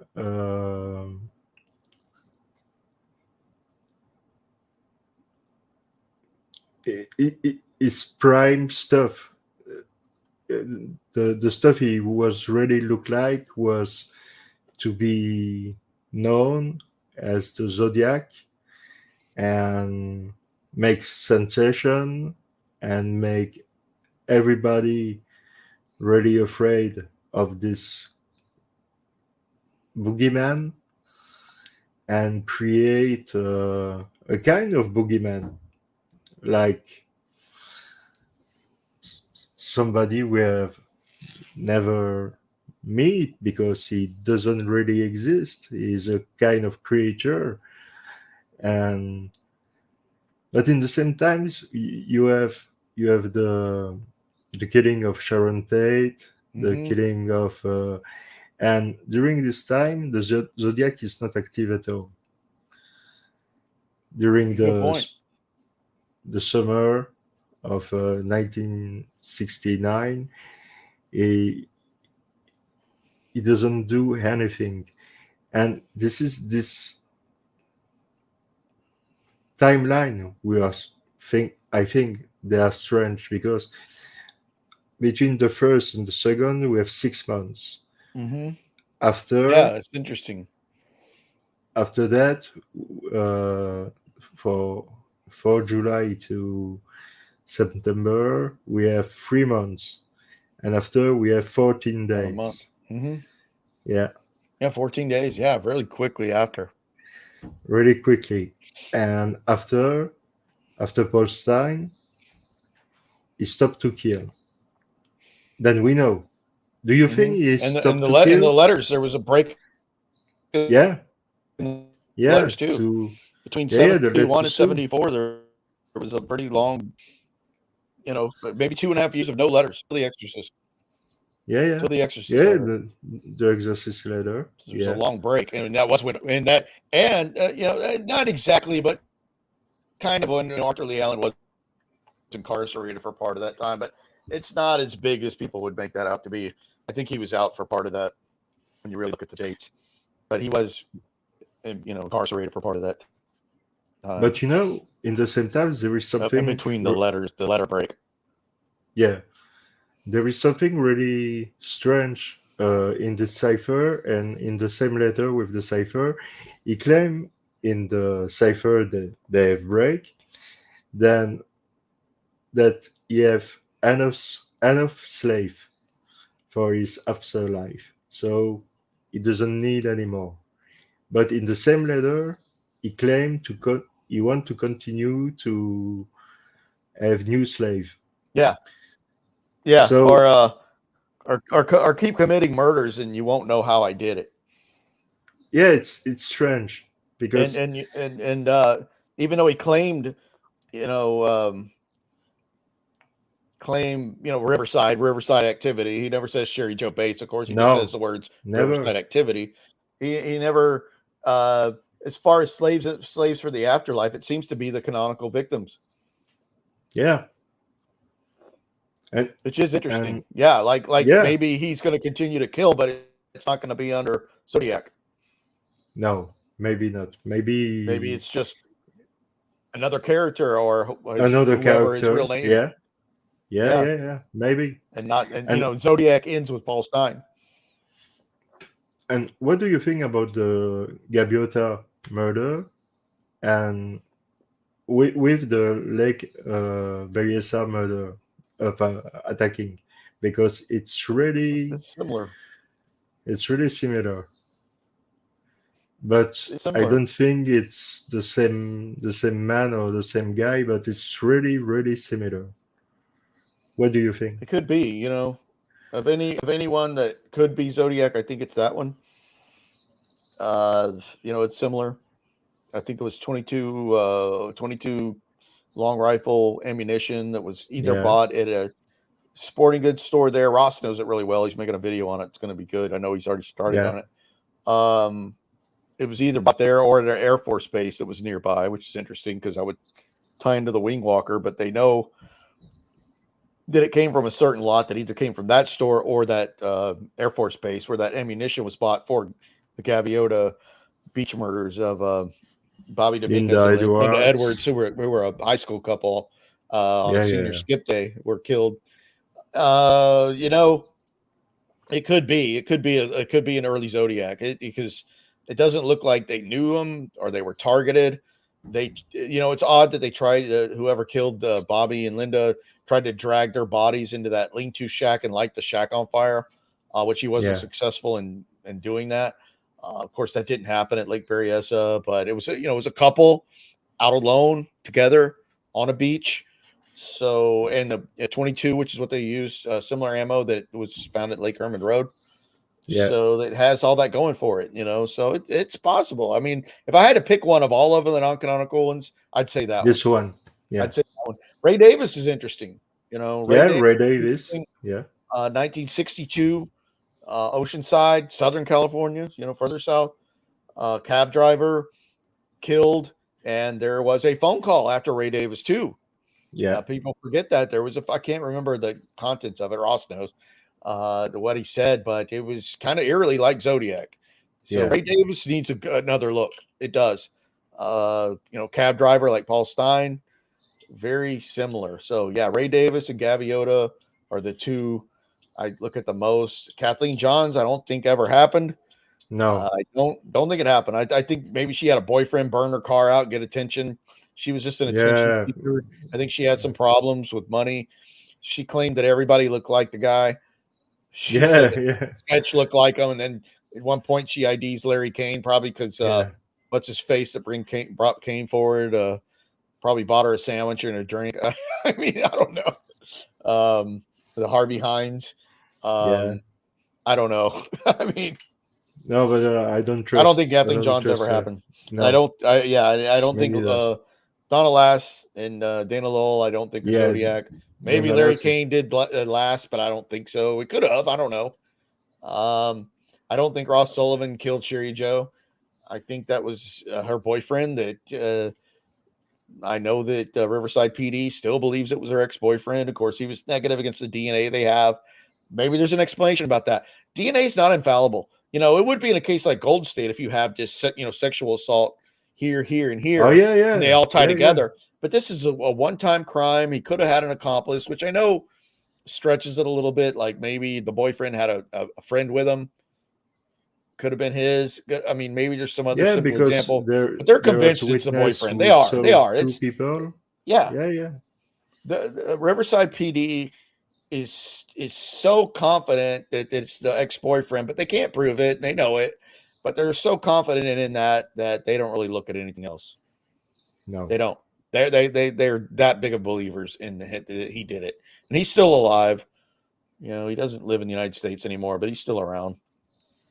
Maybe before he dies, he confesses. I don't know. I think it's probably him too. Despite the DNA, I think it's probably him. Yeah, yeah, I agree. I agree. I don't put Zodiac on that. No, not at all. And do you think he had completely stopped to kill after Paul Stein, or I think he stopped. I think he stopped. I think he almost got caught and he just stopped. he was afraid? I think he closed it. Yeah, he almost got caught at Presidio. I think things were changing in his life, and he just decided to stop. And we now know that happens. The Golden State Killer just stopped. I mean, and that's even more rare because he was a killer and a rapist. He raped a lot of the victims, killed a lot of them. Power killer, power serial killer. Long list of carnage in his way. He just stopped. He was not in Yeah, prison. He was working. He was married, and he just stopped doing it. He just quit. I guess he thought he was ahead of it. And as far as we know, Joe D'Angelo never committed another murder after the ones we know about, and he wasn't in jail. And that really changed a lot of people's thinking on that. They think that once you start doing that, you can't stop. Well, he did, and he was a notorious killer who just stopped. yeah, He yeah, wasn't incarcerated. He didn't move out of state. He was still living in the general area where the crimes took place, and he just quit. I think the same thing happened with Zodiac. I think he just stopped. yeah. It's really weird, strange, and this case will not be solved soon, I think, because we need more evidence And when I say evidence, it's real evidence to really put somebody on the light. But I think, uh, on my humble opinion, then you are right. And the best book, really, I recommend to everybody if you want to know more about the zodiac, is this book. The best book I ever read, even if it's English. If it's in English, I have understand everything, and you you have all the details. You not all the details, but because with the Zodcast you add some new information you have find after reading this book. But it's an excellent book. Really, if you are interested by the Zodiac Killer, buy it because it's a really, really, really good book. Thank you, my My friend. my favorite, and I don't say that because you are there and you are my friend, and I don't say that. It's really a gold mine, really a gold mine. I And appreciate it. do you think you will write another book about the Zodiac? Maybe, maybe. It will be Uh, great. yeah, I think we'll see how things go after this documentary airs. I think it's going to change things. I Good, hope. bad. I think it's good. I think things are going to be looked at a little different. I think it's going to actually move the ball forward. I don't know, a lot of details. I know it's going to look at my theory a little. It's going to look at Tom's a lot, It which is it will great. He be deserves it. yeah, yeah, Uh, but it will be really great to focus on you, because when I see on Netflix the documentary about DB Cooper, I was waiting to see you. I was, where is Drew? Where is he? Where is oh he? yeah, it takes a while, to get your guys out there. Um, in a theory, it takes a while, and it just some luck. Like, the Yeah, I History Channel know, I show. know. Unfortunately, it was too late to get Braden on, so here I am talking about terrible suspects. But that's okay because it gets it out there, and then next time they want to do one, they'll remember me, and then I'll get him on. Like Ted Braden's on Wikipedia now. He's the first suspect listed because it's fortunately alphabetical. So if you go to DB Cooper on Wikipedia, which is where everybody goes, Yeah, when you first want to learn a case and you click suspects, first name is Ted Braden. So, which is great. well done. So with that there, 2 or 3 years pass along, and then people want to make another DB Cooper documentary. They're going to probably add him because he's on the list now. The Wikipedia for Zodiac is all screwed up. I mean, there's a picture of Yeah, yeah, yeah, yeah. who is that? I don't even remember. It might even be Gary Post, which is comical. Of course, Allen's on there, but that page needs a lot of work. Yeah. Who knows if it's even worth trying to put back together? But I think this documentary is going to bring out some things from what the small amount that I do know. I think it's going to bring out some interesting things that people haven't thought about. So I think it's I, going to be talked. I think on July 12th, there's going to be a lot of Zodiac talk, and we've gone a long, long time in this case without anything really new. You know, uh, yeah. really since the cipher got solved. I mean, there's been some new suspects, kind of interesting. Some No, new no. theories here and there a little bit, but nothing concrete, nothing that'll really move it forward. I think this show will.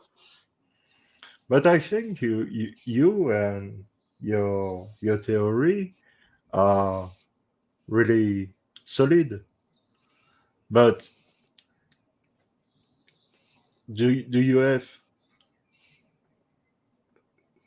have something to present before a court of law?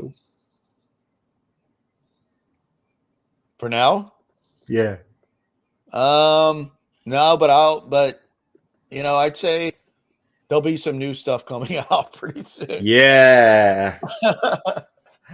Yeah, which I think it'll be good. But I don't know. I don't know. I can't say 100%. I know some things. I can tell you this. This has nothing to do with this particular show, by the way. Nothing to do with it at all. Actually, kind of revolves another show I have nothing to do with, but just a source. And I have sources. People contact me, and then some people are just crazy loons, and some people are legitimate. I know I can say this. Vallejo PD today, there's people there, and I can't tell you who they are. I honestly don't know who they are, but they actually care about the case and they would like to solve it. I can't say that about Napa, and I can't say that Great. about San Francisco, but I'll say Vallejo does, from what I'm told, that on a good word, that Vallejo cares and that they are interested in my theory. Excellent. Really excellent, because I'm sure if they take your theory and they dig it up, they will find a lot of information than you have not access because you are just a civilian. But That's it. they are law enforcement, so they have a lot of power to try to have access to a lot of stuff. I'm sure if they take credit uh, to listen your theory, I'm sure that they will find something, a lot of things, really, really interesting about your theory. I'm Yeah, sure. they do. I'm I think sure of that. Vallejo actually, I think that's why Vallejo sent their letters in a few years ago. I think they honestly want to solve the case in Vallejo. So, so the can, San Francisco is a big city with all yeah. kind of crime problems right now. Oh yeah, yeah, Napa, not so much. It's in the wine country, yeah. but they don't really ever do It's anything more there, calm. Yeah, But yeah. Vallejo, they care. It's an open, active murder case in Vallejo, and I think there's people there that care. I think there's some detectives there that somebody's got this case, and they would like to see this case solved. That's great. That's really great. And this is only on Vallejo, Only in or Vallejo. only on Vallejo.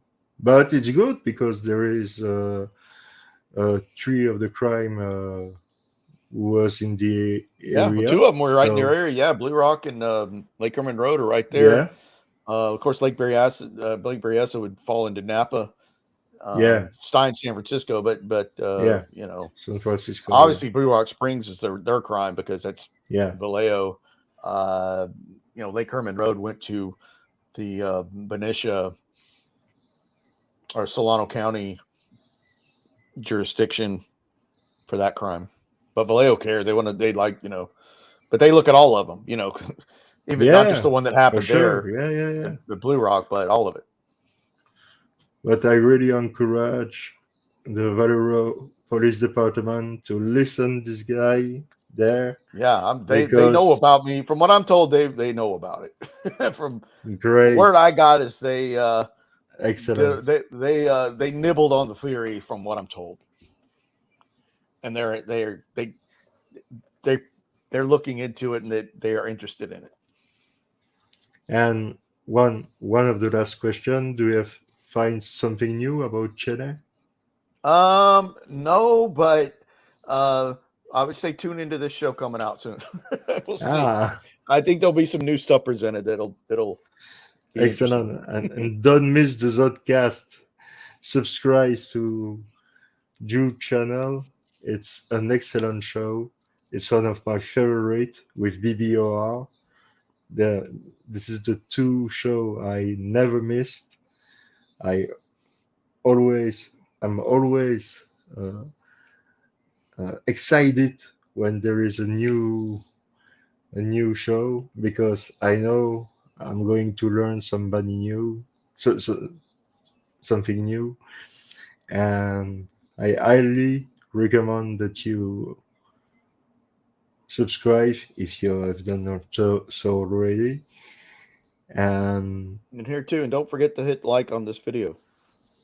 oh yeah, put a like button, subscribe, and uh, yeah, my last question is what's next for you now? Oh, there's so many Yeah. little projects going on. I'm writing a zodiac paper, Uh which is going to be a technical paper, you could call it, for a publication that reached out to me, oh, and that's a pretty daunting task.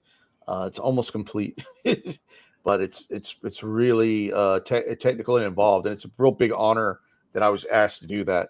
because they like my theory so much. It's a PhD level publication, scientific publication. So that's a big honor working Wow. on that. Yeah, and But you deserve that's it. gonna go well. You deserve it. Yeah, so finishing that up, some smaller things. I think everything's leading into this TV show. It's going to do us a Yeah. lot. It's going to change a lot of things. I think it'll either be. I think it's going to be a game changer. Yeah, I hope to. I hope to. But Drew, it was again a real pleasure to have you tonight.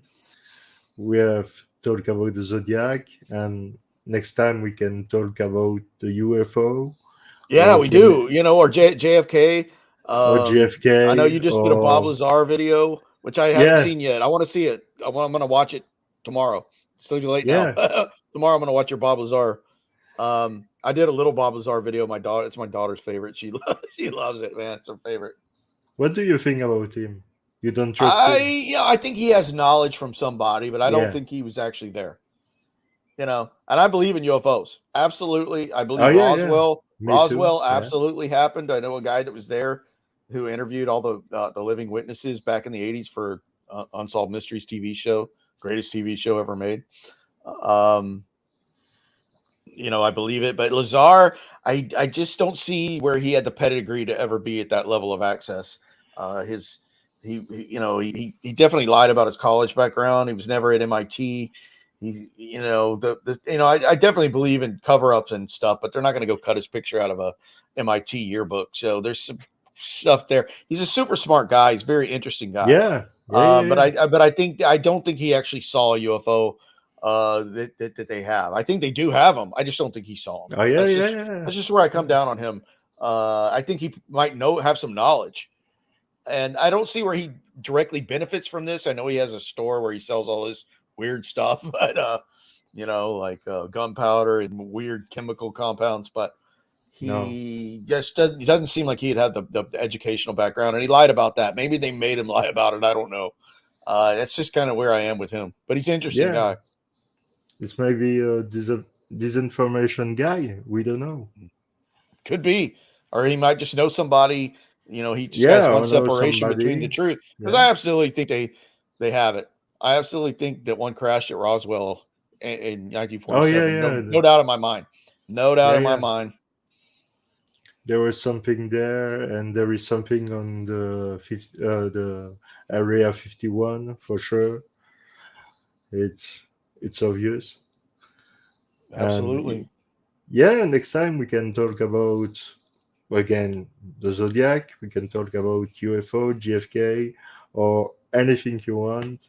Yeah, you are always welcome. Pass. We'll do. I'm going to do D-Outlaw Pass coming up on Paranormal Zone TV with Noreen, which is going to be great. And when is your next show? I'm not sure. I might do something this week. I'm not sure.